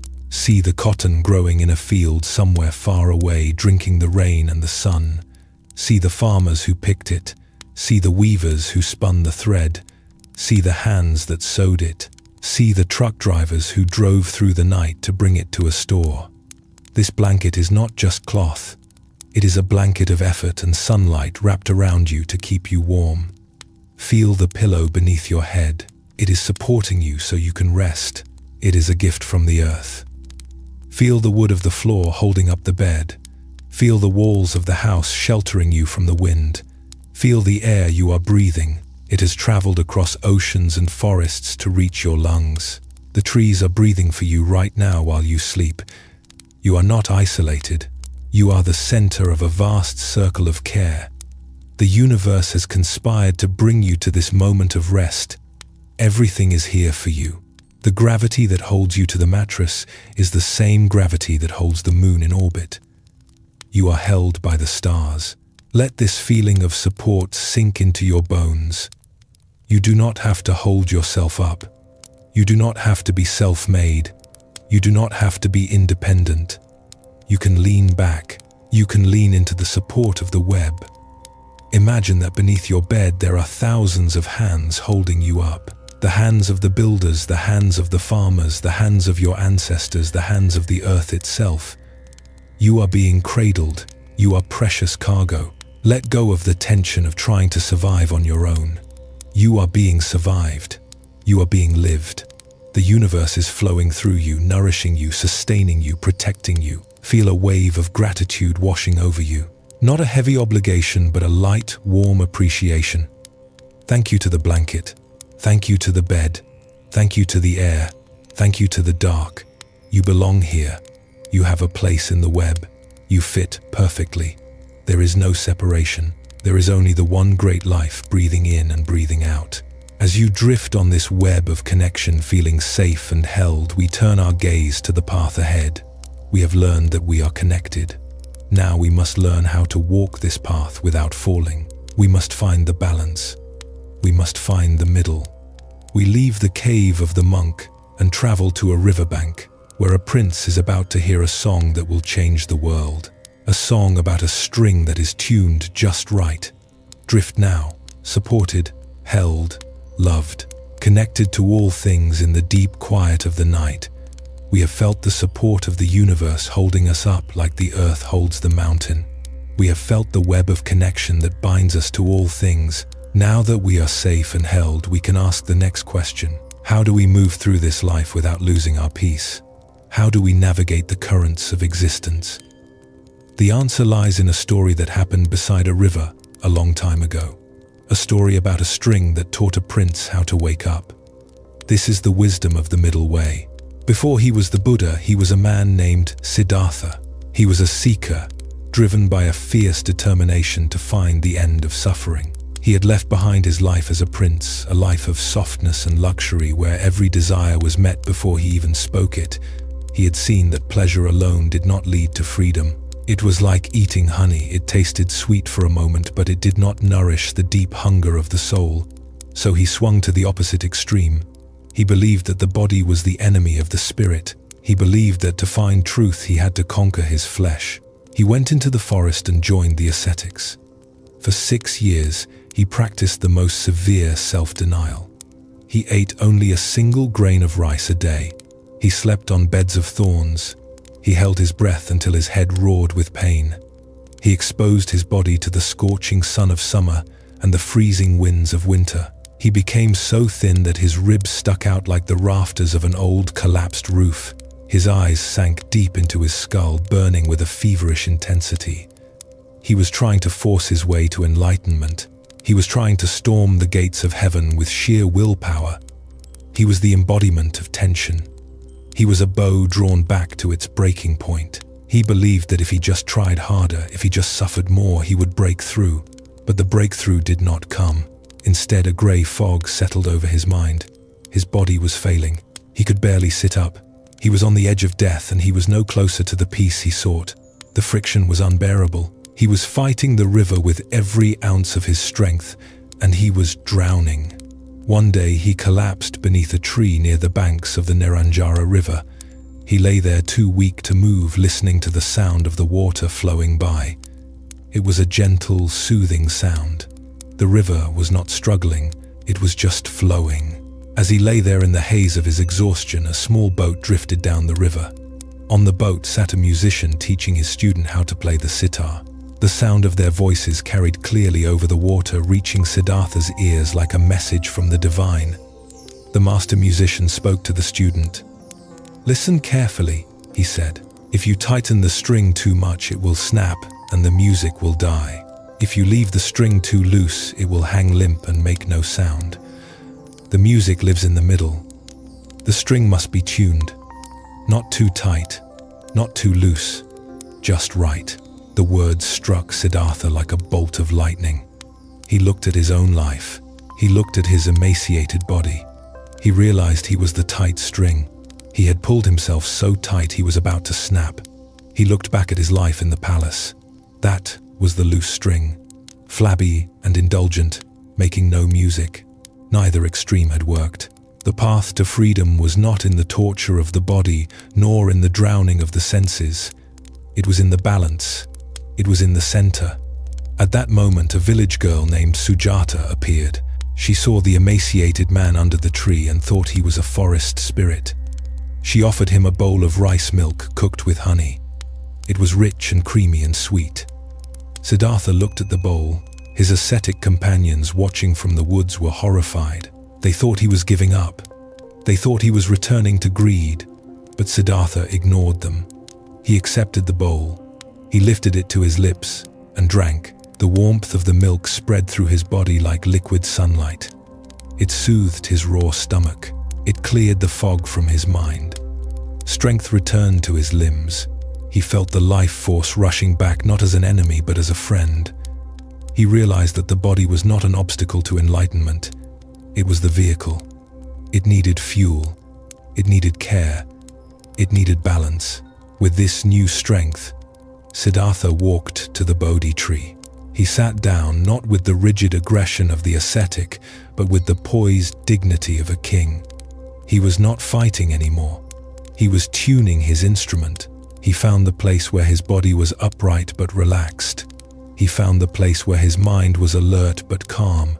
He found the middle way, and it was from this place of perfect balance that he finally broke through to the morning star of awakening. Tonight, let us tune our own instruments. We often approach sleep with the same extremes that Siddhartha tried. Sometimes we are too tight. We lie in bed trying to force ourselves to sleep. We worry about the time. We count the hours. We command our minds to shut down. We are tense, rigid, and anxious. We are the string about to snap. This effort pushes sleep away. Sleep cannot be captured by force. Other times we are too loose. We let our minds wander aimlessly into chaotic daydreams. We scroll through our phones until our eyes burn. We drown in distraction, hoping to just pass out from exhaustion. We are the limp string making no sound. This leads to a restless, shallow sleep. The middle way to sleep is a path of gentle, balanced intention. It is the art of letting go without collapsing. Bring your attention to your physical posture right now. Are you holding yourself too tightly? Scan your jaw, your fists, your shoulders. Is there a sense of striving? Is there a sense of trying to do sleep well? If so, you are too tight. Gently loosen the tuning peg. Breathe out long and slow. Tell your muscles they have permission to do nothing. You do not have to achieve sleep. You just have to allow it. Now, check if you are too loose. Is your mind jumping all over the place? Are you lost in a maze of random thoughts? If so, gently tighten the tuning peg just a fraction. Bring your attention back to the anchor of the breath. Feel the sensation of the inhale. Feel the sensation of the exhale. Give the mind a soft place to rest so it doesn't wander off into the weeds. Find the middle. The middle is a place of poise. It is a feeling of floating in the sweet spot. You are present, but you are relaxed. You are aware, but you are soft. Imagine a suspension bridge hanging over a wide canyon. The cables of the bridge are not pulled so tight that they are rigid and brittle, nor do they hang so loose that the bridge sways dangerously in the wind. They have a perfect curve, a catenary curve. They hold the weight with grace. They use gravity to their advantage. Be that bridge tonight. Let your spine be the cable. Let gravity do the work. You are suspended in the dark, held by the perfect tension of life. Not pulling, not collapsing, just being. Feel the resonance of this balance. When the string is tuned perfectly, it hums. It sings with a pure, clear note. Your body has a note. When you are balanced, you can feel it. It is a subtle vibration of well-being. It is a quiet hum of safety. Tune into that hum. It is the sound of your own health. It is the sound of your own peace. Listen to the silence in the room. It is the silence of the middle way. It is not an empty silence. It is a pregnant silence full of potential. It is the silence before the music begins. You are the instrument. Sleep is the song. Let yourself be played by the night. We drift now from the riverbank where the sitar played toward a deeper application of this balance. We will learn how to use this middle way to scan the body to bring kindness to every muscle and every nerve. We will learn to be gentle travelers in our own skin, float on the sound of the invisible string. The note is low and long and soothing. It vibrates in your chest. It vibrates in your bones. It is tuning you to the frequency of rest, drift, balance, sleep. As we lie here held by the balance of the middle way, let us turn our attention to the center of our being, to the heart space. Often we find that even when the body is relaxed, the heart can feel tight. It can feel guarded.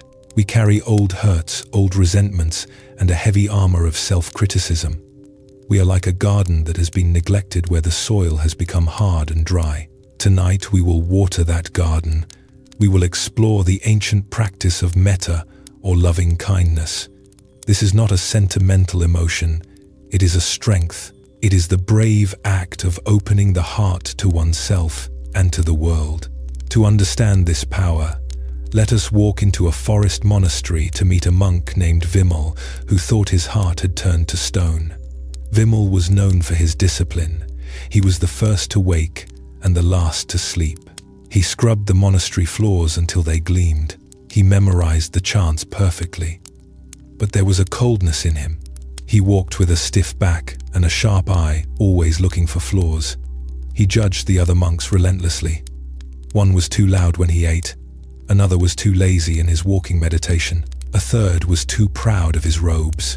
Vimal saw their faults clearly, and he held them in his mind like a collection of sharp stones. But he was hardest on himself. Every time his mind wandered during meditation, he would scold himself. Every time he felt tired, he would call himself weak. He believed that the path to enlightenment was a steep, rocky climb, and that he had to whip himself to reach the top. His inner world was a battlefield. He was exhausted. He was bitter, and he was deeply lonely behind the walls he had built. One day, his teacher, a gentle master with a face weathered by 1,000 smiles, called Vimal to the garden. The master pointed to a patch of earth that was cracked and dry. Nothing grew there but a few thorny weeds. "Vimal," the master said softly, "your mind is like this field.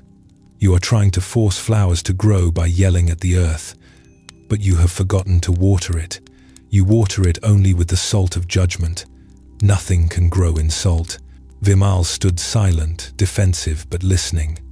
From now on, the master continued, "You will put aside your books.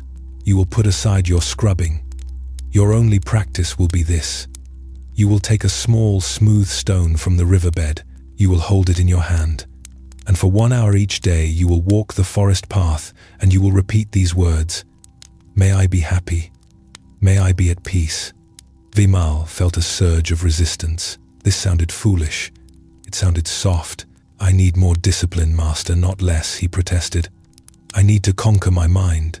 "The hardness in your heart is your greatest obstacle," the master replied. "It is not discipline.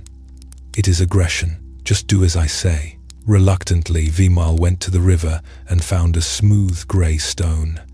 It felt cold and hard in his palm, just like his heart. He began to walk the path. "May I be happy," he muttered through clenched teeth. "May I be at peace." The words felt like ashes in his mouth. They felt like lies. He was not happy. He was miserable. He was not at peace. He was at war. He felt ridiculous walking in circles, talking to himself. He wanted to quit, but he had promised. Day after day he walked, clutching the stone, muttering the phrases. For a long time, nothing happened. The field remained dry. But the practice of metta is like rain. It does not flood the field all at once. It soaks in drop by drop, slowly softening the crust.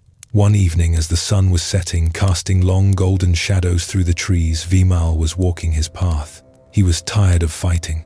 He was tired of judging. He just walked, breathing in the cool air, repeating the words mechanically.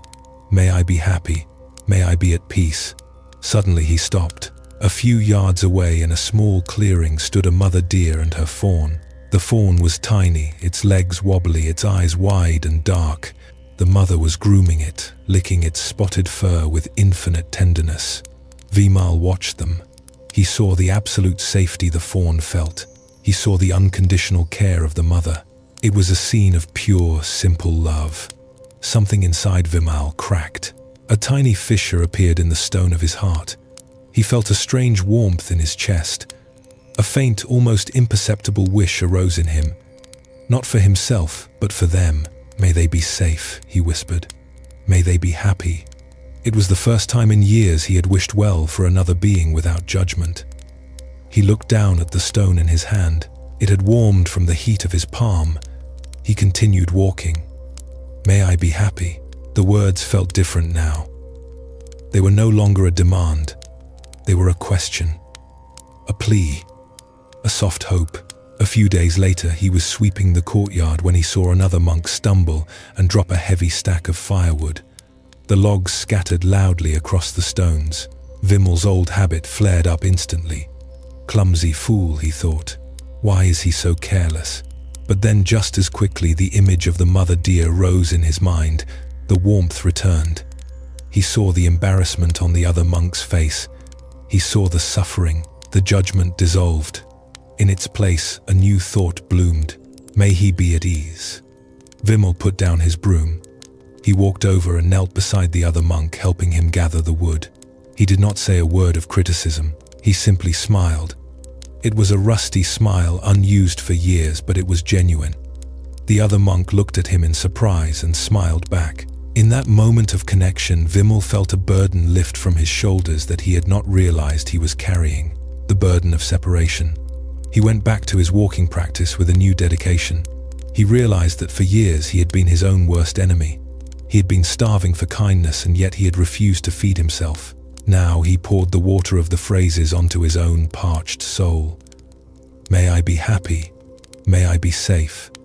May I be free from this anger. The ice began to melt. The tears began to flow. He cried for the years he had spent in the cold.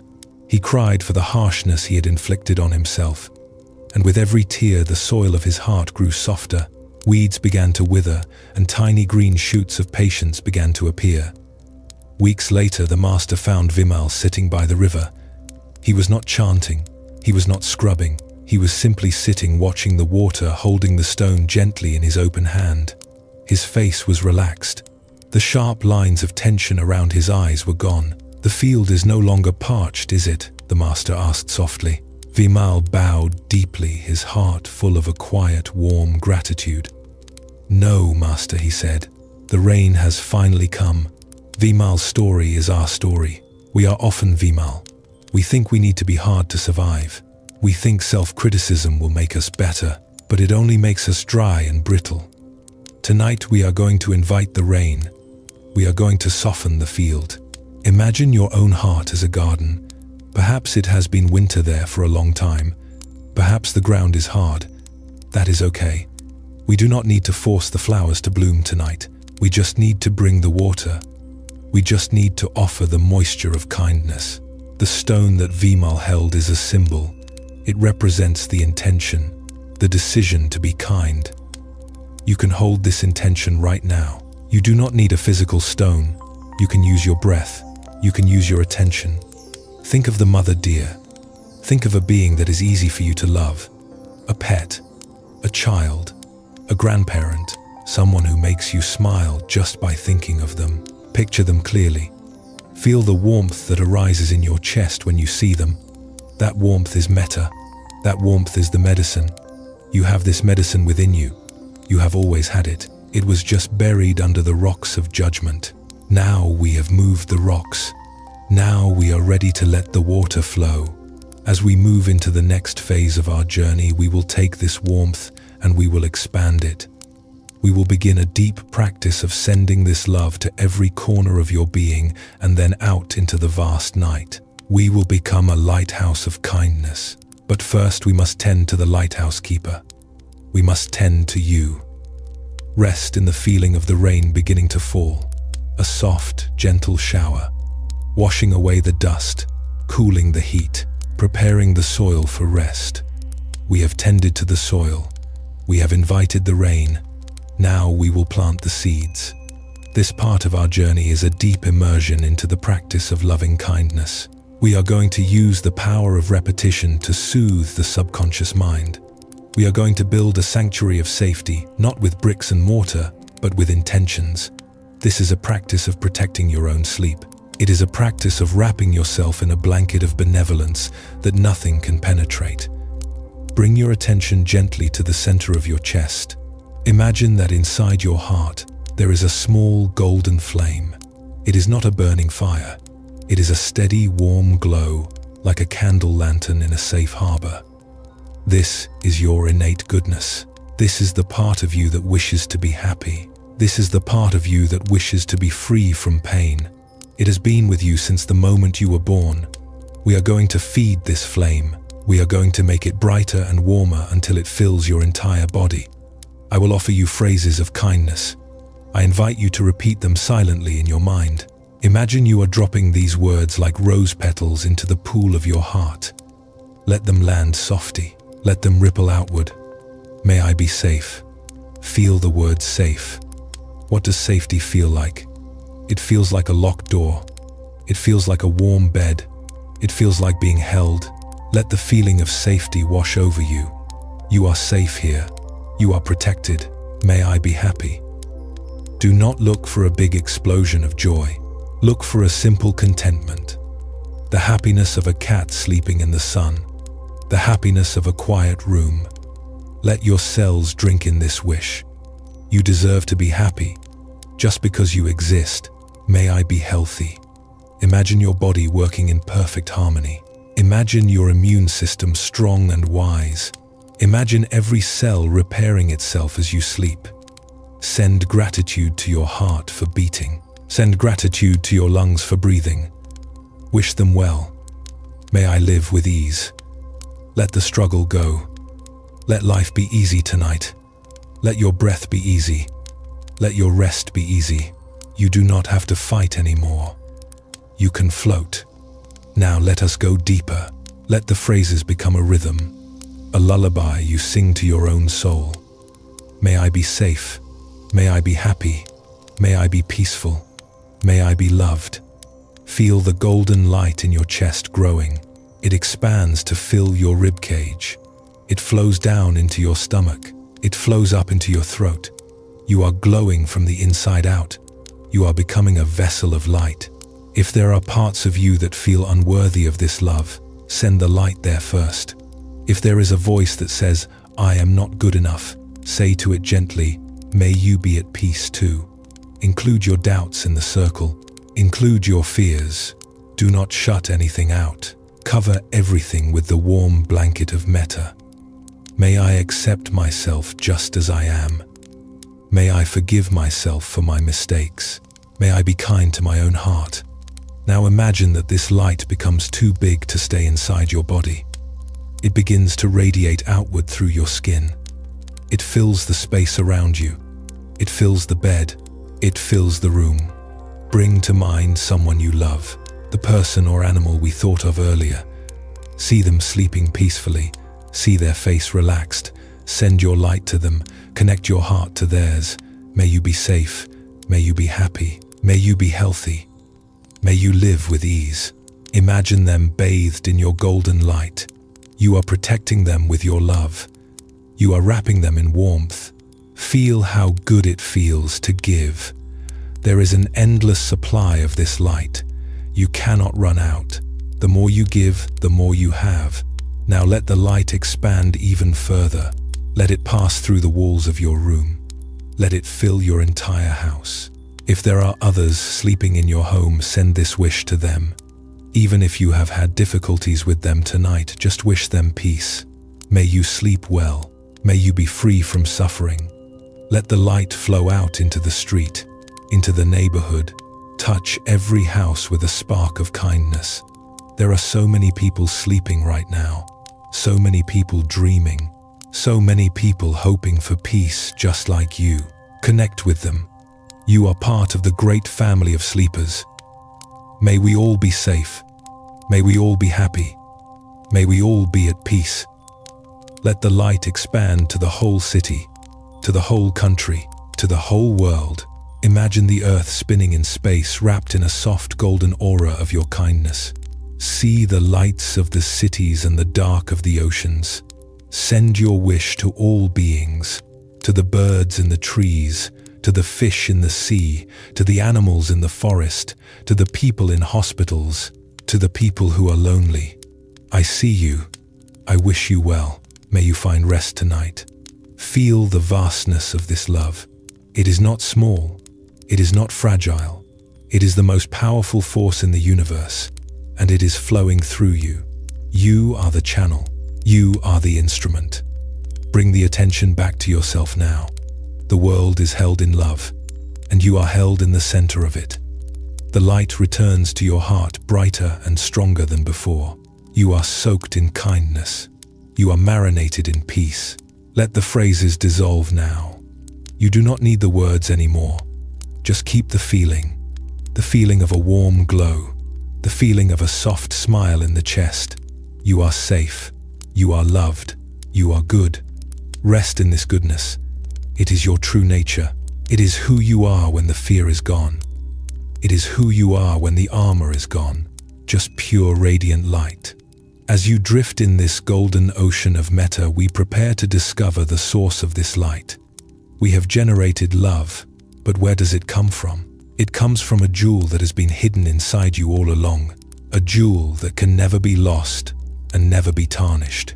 We will now hear the story of the traveler and the hidden gem to remind you of your infinite worth before you fall completely asleep.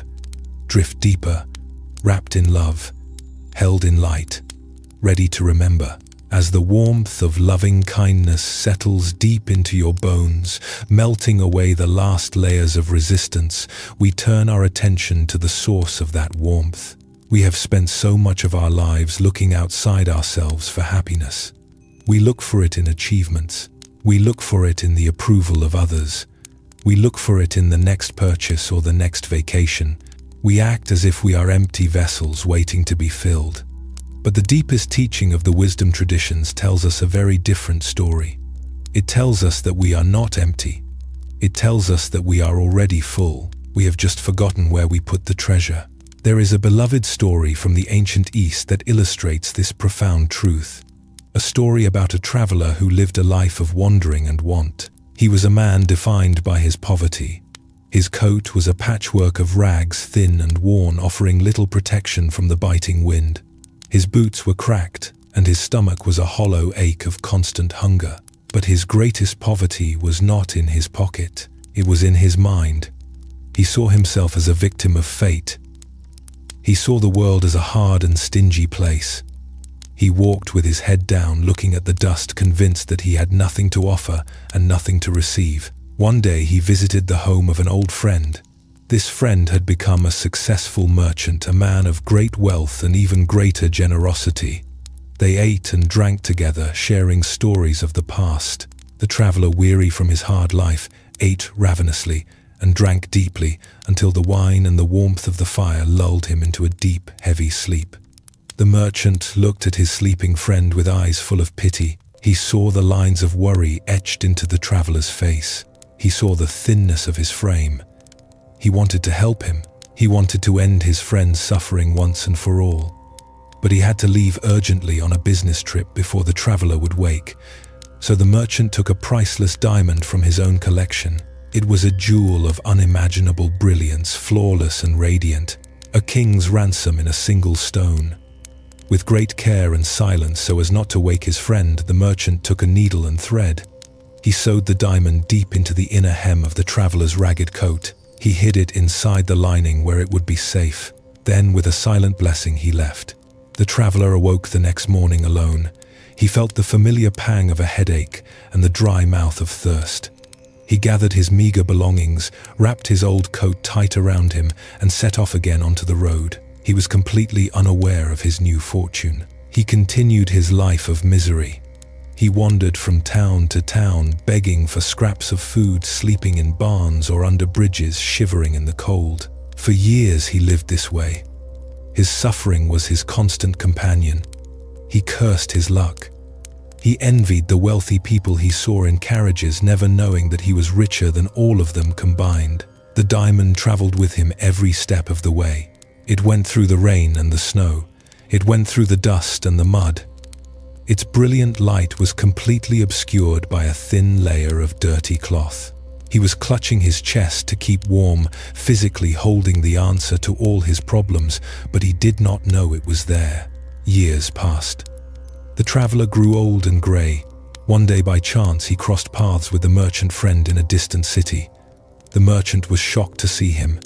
He looked at the rags. He looked at the begging bowl. "My friend," he cried out, his voice shaking with disbelief. "Why are you living like this? Why are you suffering?" The traveler looked at him with tired eyes. "I have no choice," he said. "I am a poor man. Luck has never been on my side." The merchant shook his head. "No," he said. "You are not poor. Years ago, when you slept in my house, I gave you a treasure. I sewed a diamond of clear light into the hem of your coat. It has been there all this time. You have been walking around like a beggar while carrying the wealth of a king." The merchant knelt down. He took the hem of the dirty, tattered coat. He cut the threads he had sewn so long ago. The cloth fell open, and there it was. The diamond fell into his hand, catching the sunlight and exploding into 1,000 points of dazzling radiance. The traveler stared. He was speechless. He wept not for the wealth, but for the years he had spent in unnecessary pain. He had been looking for crumbs while he carried a feast.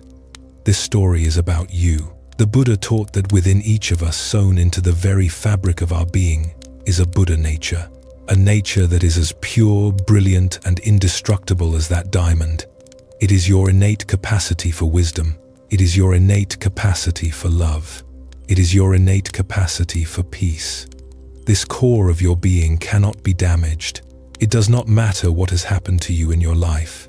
It does not matter what mistakes you have made. It does not matter what trauma you have endured. The diamond cannot be scratched. It cannot be stained. It cannot be diminished. It is always there, whole and complete, waiting for you to find it. We are like the traveler. We identify with the coat. The coat is our personality. It is our history. It is our anxiety. It is our busy mind.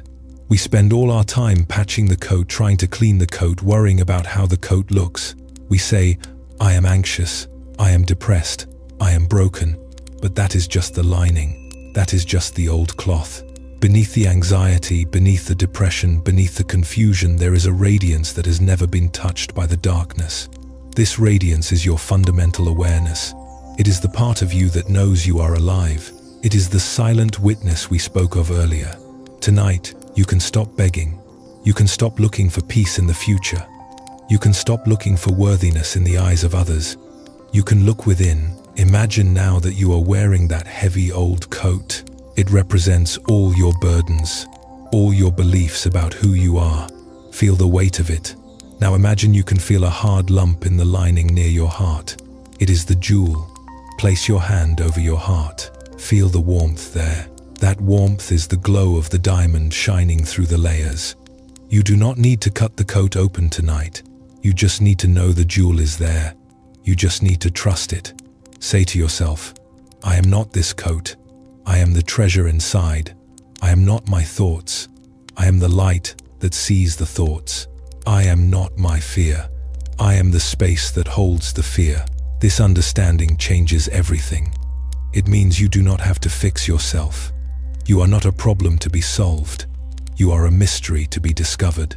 The spiritual path is not about becoming a better person. It is about unlearning the lie that you are not enough. It is about undoing the stitches of ignorance.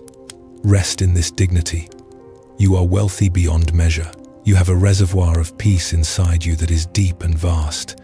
When the mind gets noisy, that is just the wind blowing against the coat. The diamond inside remains still. The diamond inside remains silent. Let yourself sink into the mattress with a new sense of worth.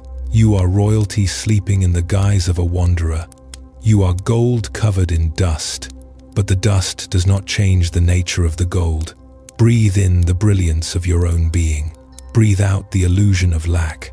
You are whole, you are complete, you are luminous.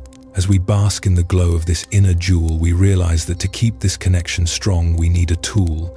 We need a way to cut the threads of distraction that keep us fixated on the coat. That tool is mindfulness. But mindfulness requires a steady hand and a clear eye. We will now travel to an archery range to learn the art of unwavering focus. We will learn how to aim the arrow of our attention straight into the heart of the present moment. Drift now, shining, radiant, precious, a diamond resting in the velvet box of the night. To find the diamond hidden in the coat, we need a steady light. We need a way to cut through the confusion and the noise of the everyday mind. That light is mindfulness. In the ancient language of the East, it is called sati. It is the art of remembering. Not remembering the past, but remembering to be here. Remembering to wake up from the dream of distraction and arrive fully in the only moment that actually exists. This practice is often paired with its indispensable partner, concentration or samadhi. Together they are the two wings of a bird, allowing us to soar above the turbulence of our thoughts into the clear sky of awareness. To understand this deep, unwavering focus, let us travel in our mind's eye to a vast open field where a master archer stands ready. Imagine her standing there. The grass is swaying in the wind. The crowd around her is murmuring a low sea of noise. The sun is beating down. Her target is a small red circle far in the distance, barely visible to the naked eye. The archer lifts her bow. It is made of yew wood, polished and strong. She places an arrow on the string. As she draws the string back, she feels the immense tension. This tension is like the stress of our lives. The bow wants to snap back. The arm wants to shake. In this moment, her mind is tempted to wander. A memory tugs at her. She remembers the last time she missed the target. She feels a pang of regret. That is the past. If she lingers there, her aim will drop. Then a worry tugs at her. She wonders what the crowd will think if she fails. She wonders if she is good enough. That is the future.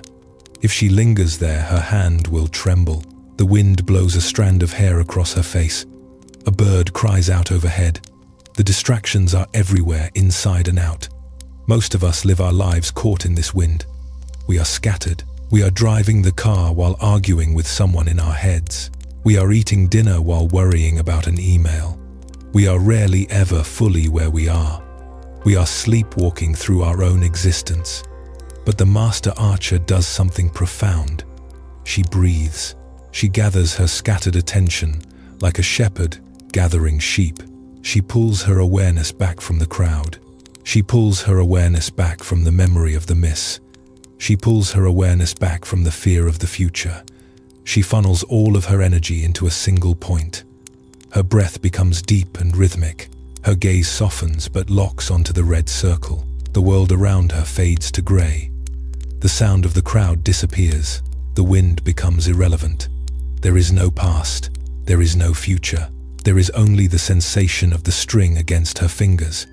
There is only the beating of her heart. There is only the target. She becomes one with the bow. She becomes one with the arrow. She becomes one with the target. In this state of total unified presence, there is no room for doubt. There is no room for fear. There is only the now. She releases. The arrow flies. It does not fly because she forced it. It flies because she let go. It flies true and strikes the center of the red circle. Tonight, you are the archer. But your target is not a red circle. Your target is peace. Your target is sleep. And your arrow is your attention.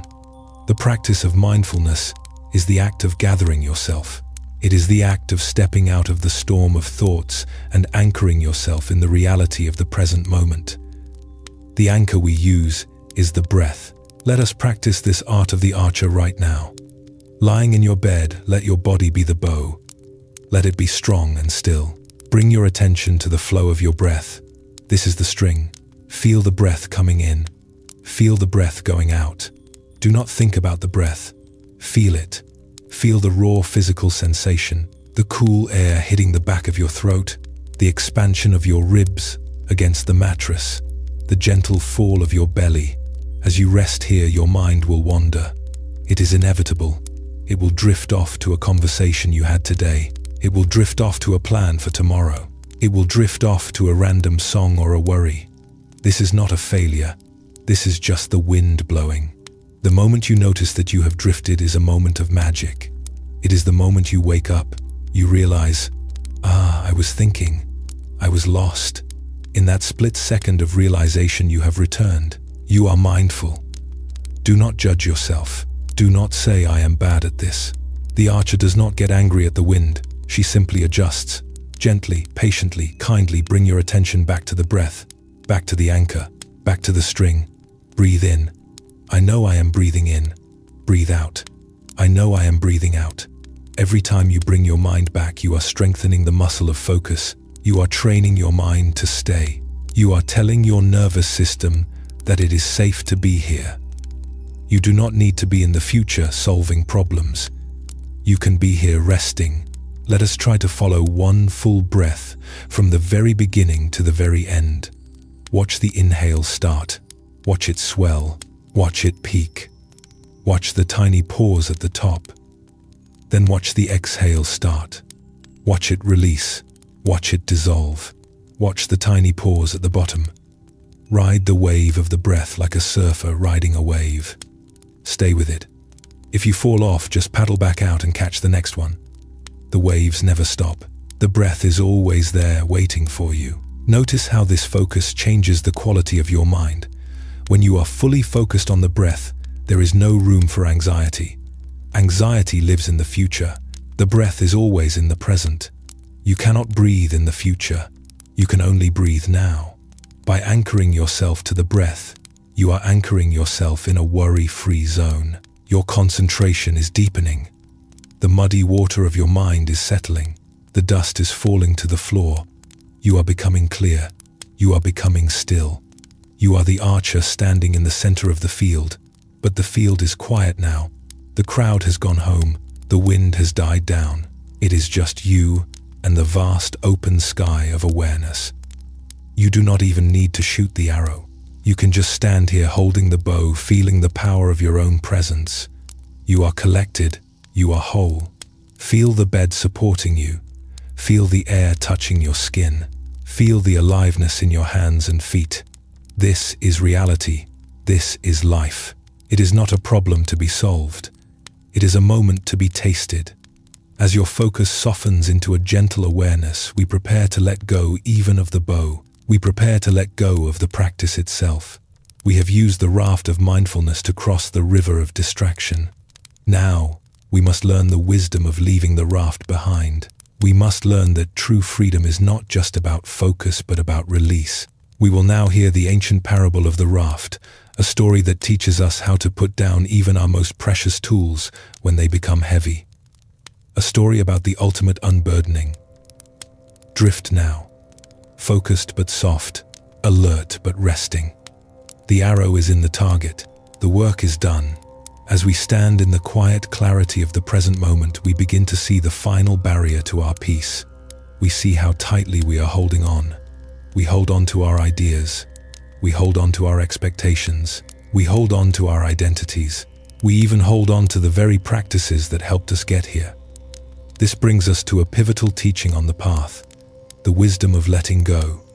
In the ancient language, this is the spirit of non-attachment. It is the understanding that true freedom is found not in accumulating more, but in carrying less. There is a powerful ancient parable that illustrates this perfectly. Imagine a man traveling through a vast and dangerous wilderness.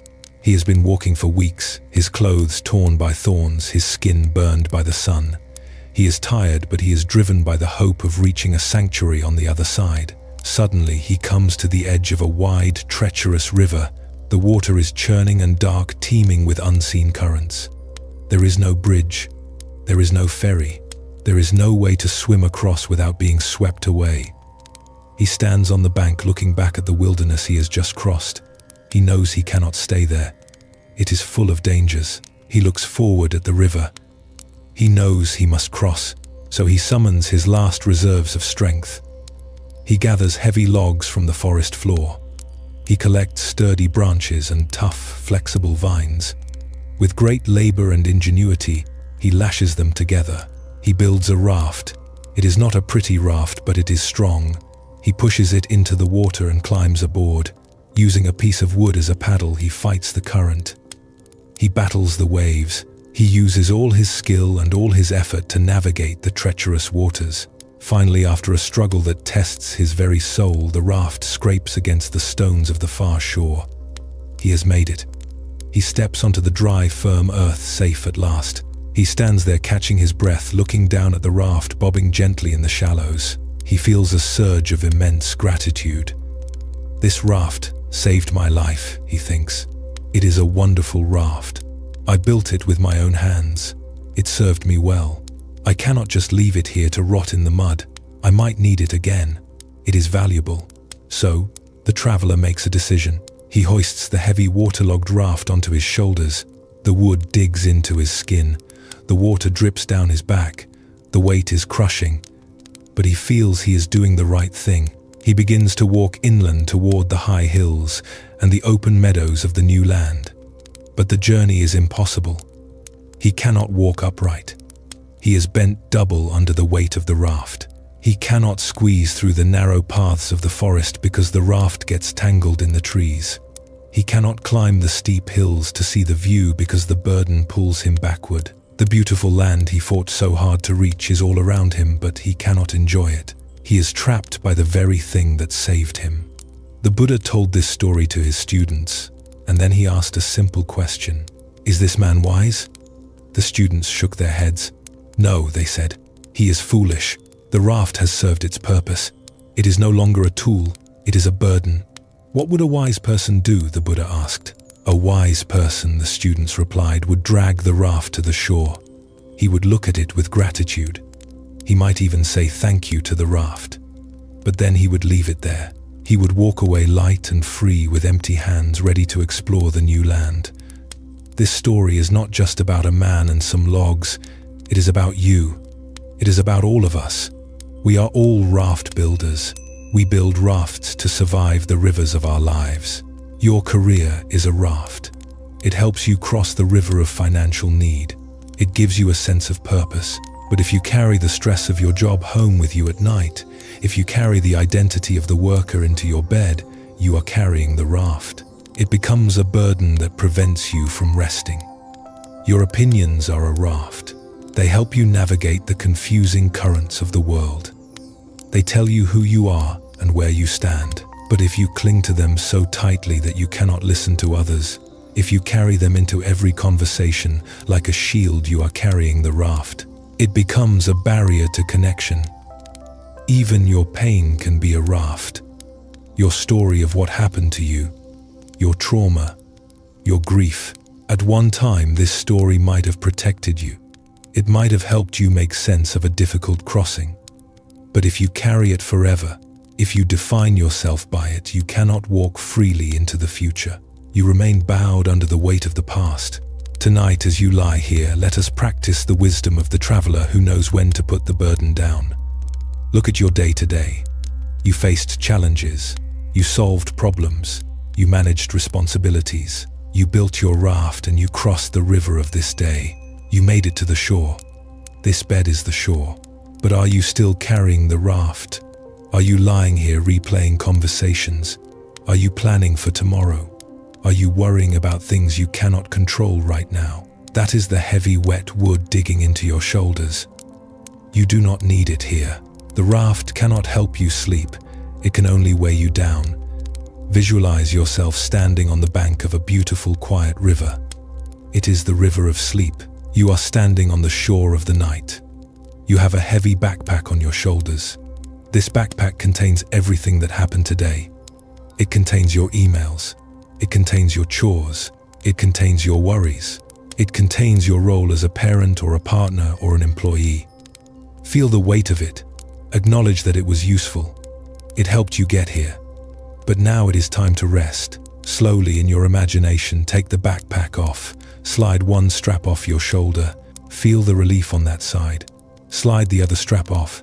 Let the bag drop to the ground with a heavy thud. You are standing up straight. You feel light. You feel tall. You look at the bag and you say thank you. You say, I will pick you up tomorrow if I need to. But for now, I am leaving you here. Turn away from the bag. Walk toward the soft grass of sleep. You are empty-handed. You have nothing to carry. You have nothing to prove. Let us use the breath to deepen this release. The breath is the ultimate teacher of letting go. You cannot hold onto a breath. If you try to hold onto an inhale, you will suffocate. You must exhale. You must give it back. Focus on your exhale right now. Make it long and slow. Imagine that with every exhale you are putting down a piece of the raft. Breathe out. Release the jaw. Breathe out. Release the shoulders. Breathe out. Release the need to know what happens tomorrow. Breathe out. Release the need to be perfect. Letting go is not an act of weakness. It is an act of profound trust. You are trusting that you will be okay without your defenses. You are trusting that life will support you even if you are not controlling it. You are trusting the earth to hold you so you do not have to hold yourself. Think of a tree in autumn. It does not cling to its leaves. It trusts that if it lets go, it will survive the winter. It trusts that the spring will come. Be like the tree. Drop your leaves. Drop your thoughts. Drop your plans. Stand bare and open in the safety of the night.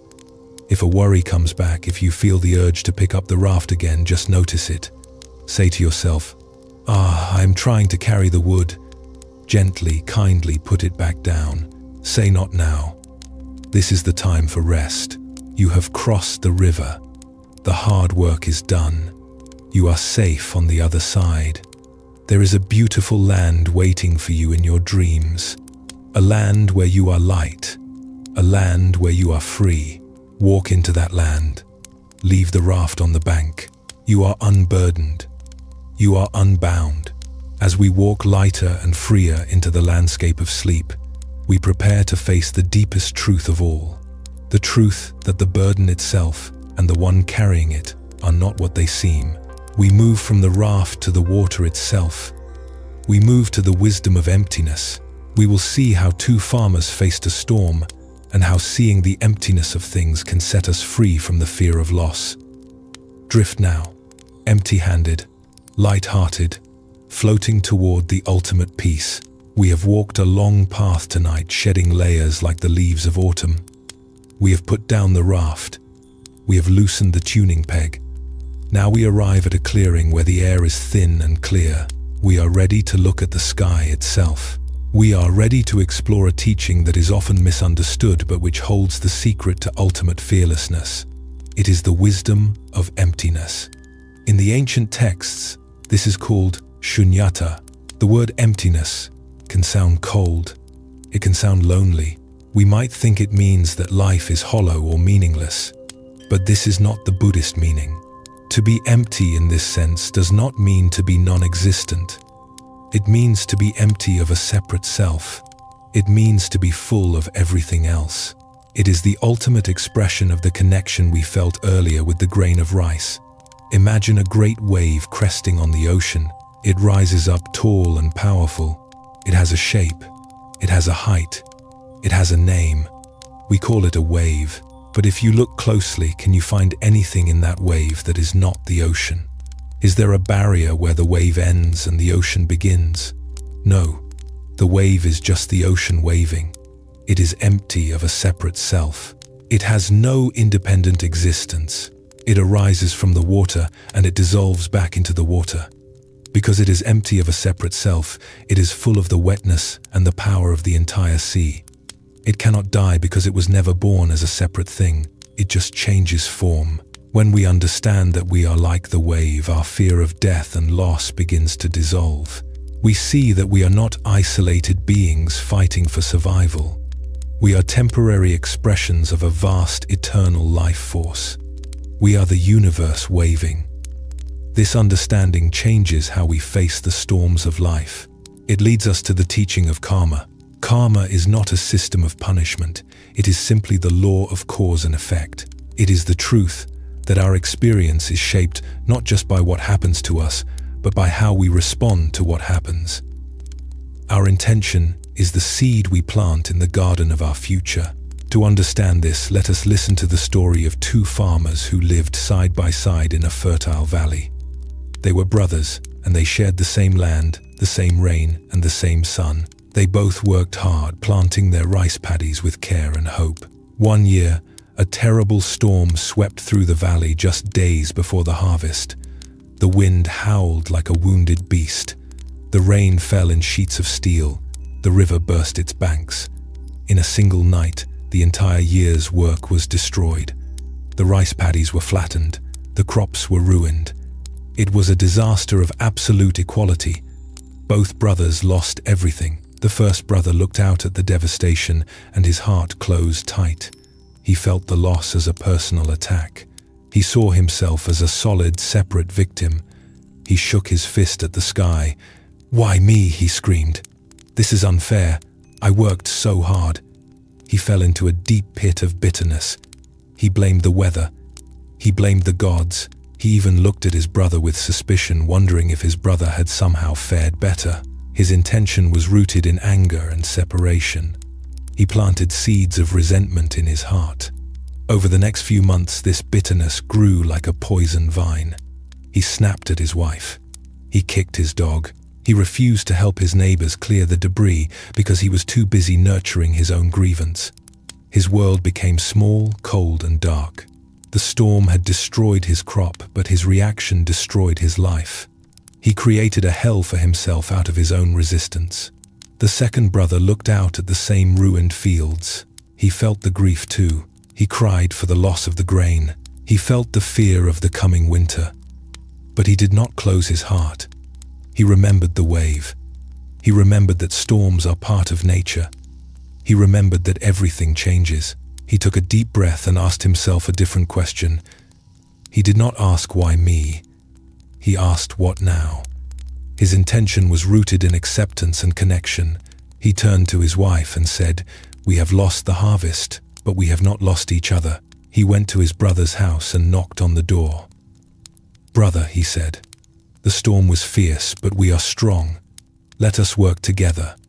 Let us clear the mud. Let us prepare the earth for the next planting." He planted seeds of resilience. He planted seeds of community. By accepting the emptiness of the loss, by seeing it not as a personal tragedy but as a natural event, he kept his spirit intact. He worked side by side with his neighbors. They shared what little food they had. They laughed as they shoveled the mud. His world became large, warm, and connected. The storm had destroyed his crop, but his reaction created a new harvest of love and strength. The external event was identical for both men. The karma was completely different. One created suffering.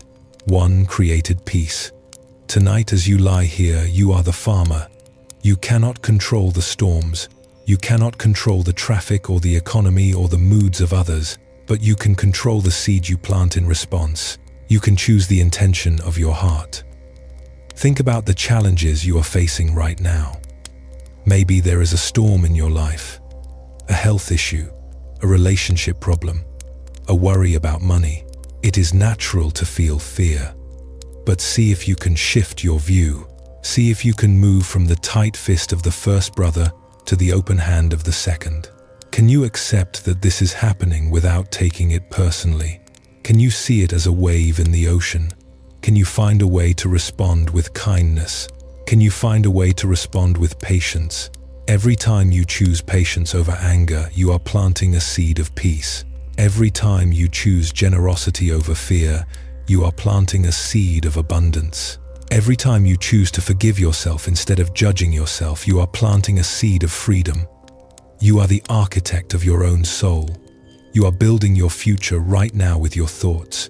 Let us plant a seed of peace together tonight. Let us set an intention for sleep. Say to yourself, I accept this day as it was. I accept this body as it is. I choose to rest. I choose to trust. Feel the power of that choice. It is a reclaiming of your power. You are not a victim of your insomnia. You are a creator of rest. Imagine that your mind is a vast, fertile field. The darkness of sleep is the rich soil. Tonight, you are planting seeds of light, seeds of gratitude, seeds of healing. Sleep is the rain that will water these seeds. Let it rain. Let the storms of the world rage outside. Here in the sanctuary of your intention, you are safe. You are growing a garden that no storm can destroy. You are empty of the need to control. You are full of the capacity to love. You are the ocean witnessing the waves. You are the space witnessing the clouds. Rest in this spaciousness. There is room here for everything. Room for the joy. Room for the sorrow. Room for the silence. As we settle into this vast open field of possibility, we turn our eyes to the final horizon. We are approaching the deepest silence of all. We are approaching the Zen mind, a mind that sees things exactly as they are without the filter of desire or fear. We will hear two final stories, one about a stone and one about the moon. Stories that will help us see our own true value and the ultimate illusion of holding on.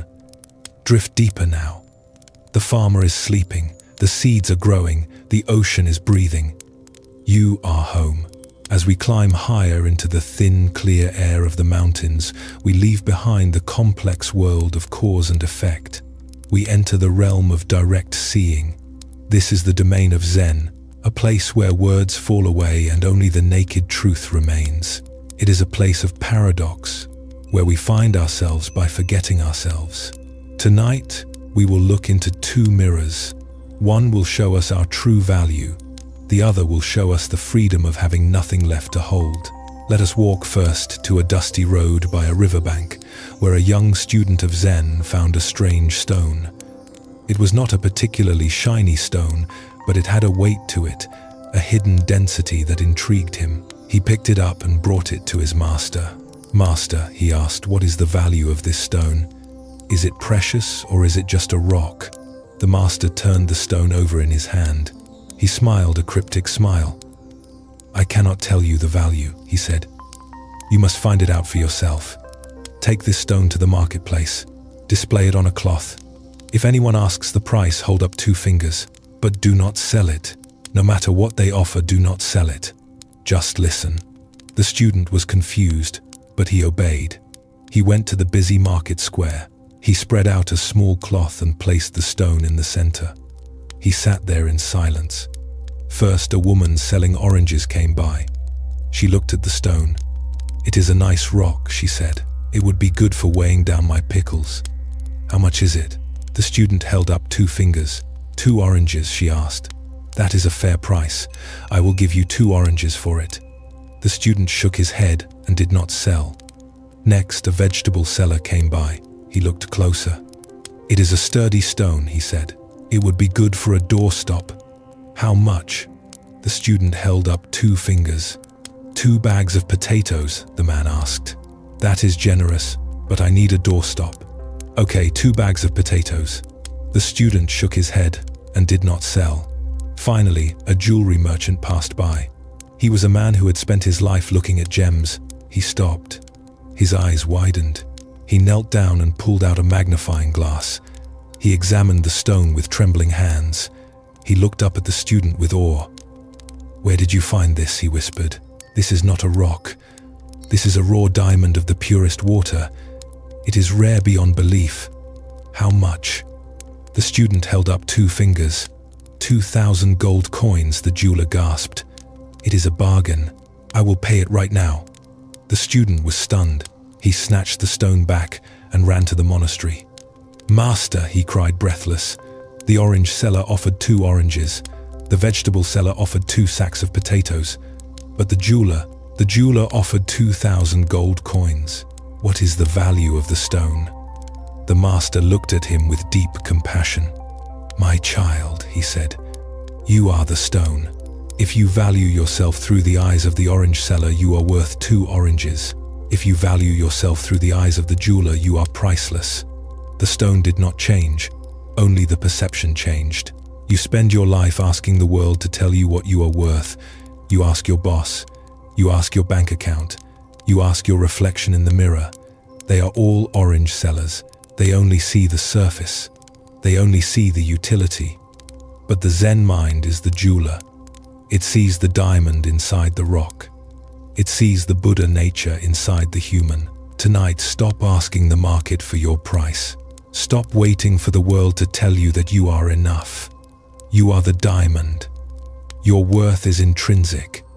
It was born with you. It will die with you. It cannot be bought and it cannot be sold. Rest in this value. Feel the weight of your own worthiness. It is heavy and solid like the stone. You do not need to polish it. You do not need to prove it. You just need to recognize it. Now that we know our worth, we can afford to let go of everything else. We can afford to let the container break. This brings us to our second story, a story of a nun named Chiono. Chiono was a dedicated seeker. For years, she studied and meditated. She tried to hold on to the teachings. She tried to carry the wisdom in her mind like water in a bucket. She was earnest. She was striving. She wanted to capture the moon of enlightenment and keep it for herself. One night, she was carrying an old wooden pail of water from the well. The pail was ancient, held together by bamboo strips that were worn and weak. As she walked, she looked down into the water. There, floating on the dark surface, was the perfect reflection of the full moon. It was beautiful, silver, shimmering, complete. She walked carefully, trying to keep the water steady, trying to keep the moon intact. She was protecting her treasure. She was holding it tight. Suddenly, the old bamboo strip snapped. The bottom of the bucket fell out. Whoosh! In a split second, the water rushed out onto the dusty ground. It disappeared into the earth, and with the water, the reflection of the moon vanished. Chiono stood there holding the empty handle. The heavy bucket was gone. The water was gone. The moon she had been carrying was gone. She looked up, and there high in the sky was the real moon, shining vast and free, uncontained, uncaptured. In that moment, Chiono laughed. She realized her mistake. She had been trying to carry the reflection of the truth when the truth was shining above her all along. She had been trying to hold on to the water when the water wanted to flow. She wrote a poem that has echoed through the centuries. The bamboo strip has broken. No water, no moon. Tonight, let the bottom of your bucket fall out. We spend so much energy carrying our buckets, the bucket of our reputation, the bucket of our memories, the bucket of our opinions. We walk carefully, trying not to spill a drop. We are afraid that if the bucket breaks, we will lose everything. But Chiono teaches us that when the bucket breaks, we do not lose. We gain the sky. Imagine you are holding a bucket filled with all your worries, all your to-do lists, all your fears. It is heavy. Your arms are tired. The bamboo is weak. Let it break. Let the bottom fall out. Let the worries spill onto the ground. Let the thoughts drain away into the earth. Let the reflection vanish. What is left? Only the empty handle in your hand, only the lightness of the load gone, and looking up the vast silent moon of awareness, the real moon. It does not need a bucket to exist. It does not need you to carry it. It just shines. This is the freedom of Zen. It is the freedom of having nothing to protect, nothing to uphold. You are empty of burdens. You are empty of water. You are just open space. Feel the relief of this breakage. It is a happy accident. You don't have to carry the story of who you are anymore. You don't have to carry the past. It has all spilled out. You are clean. You are empty. You are free. The diamond needs no container. The moon needs no water. You need no defense. As we stand in the light of the real moon, feeling the cool night air on our faces, we are ready for the final step. We are ready to lay down the last weight. We are ready to enter the great silence, the silence that is not the absence of noise but the presence of the divine. We move now to the final resting place, the place where the journey ends and the sleep begins, the place of the final release, drift, empty, priceless, breaking open into the infinite. We have arrived at the end of the path. We have walked through the valley of the weaver. We have sat in the cave of the monk. We have stood by the river with the prince. We have broken the bucket and found the moon. Now there is only one thing left to do. It is the simplest and the hardest thing of all. We must stop. We must truly stop. This brings us to the final image of our journey. Imagine that for your entire life, you have been carrying a massive, heavy boulder on your back. You picked it up when you were a child. It is made of all the things you think you need to be. It is made of the need to be liked. It is made of the need to be successful. It is made of the fear of being wrong. You have carried it for so long that you have forgotten it is there. You think that the aching in your shoulders and the strain in your legs is just what life feels like. You think the heaviness is gravity, but tonight you have reached a clearing. The ground is soft with moss, the air is sweet, and you realize that you do not have to carry the rock any further. No one is forcing you. There is no law that says you must carry it while you sleep. Slowly, carefully imagine yourself leaning over. Feel the muscles in your back shifting. Feel the immense weight sliding off your shoulders. Hear the deep thud as the boulder hits the earth. And then the sensation of rising up. You feel light.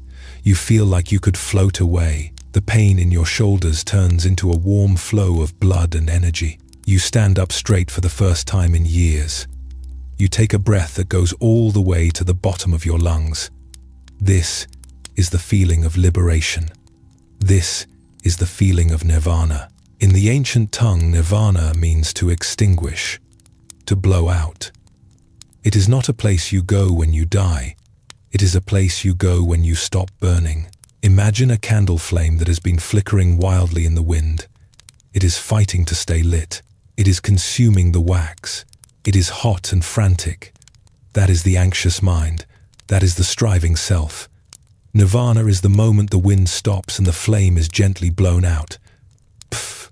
The fire is gone. The heat is gone. The smoke rises in a thin, elegant curl and dissolves into the air. What is left is cool. What is left is peaceful. What is left is the wax resting. Tonight, blow out the candle. Blow out the need to figure anything out. Blow out the need to fix your life. Blow out the story of who you are. Let the smoke drift away. Let the cool darkness wrap around you. You are entering the state of the unformed. The state before you were born. The state where everything is silent and still. Feel your body shutting down now. It is a safe shutdown, a holy shutdown. The feet are turning off. They are just heavy logs. The legs are turning off. They are sinking into the mattress. The hands are turning off. They are open and empty. The belly is turning off. Soft and still. The heart is slowing down, beating a slow ancient drum. Bum bum, bum bum, bum bum. The throat is turning off. No words left to speak. The eyes are turning off. No images left to see. The brain is turning off.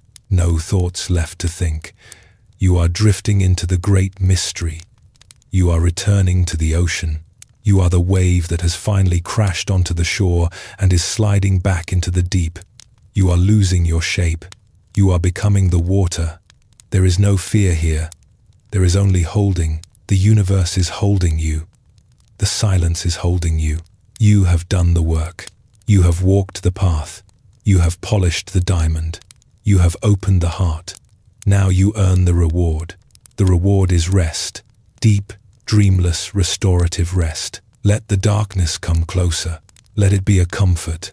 It is a velvet blanket. It is a womb. It is the source of all life. Drift, float, sink. There is nothing left to say. There is nothing left to hear. There is only the hum of the silence. If this journey has brought you peace, if these stories have lightened your load, I invite you to return to this sanctuary. Subscribe to Monk's Tales. Let this be your refuge. Let this be the place where you put down the rock. We will be here waiting for you whenever the world gets too heavy. But for now, forget the channel, forget the voice, forget the stories. Just sleep, sleep, sleep. You are safe.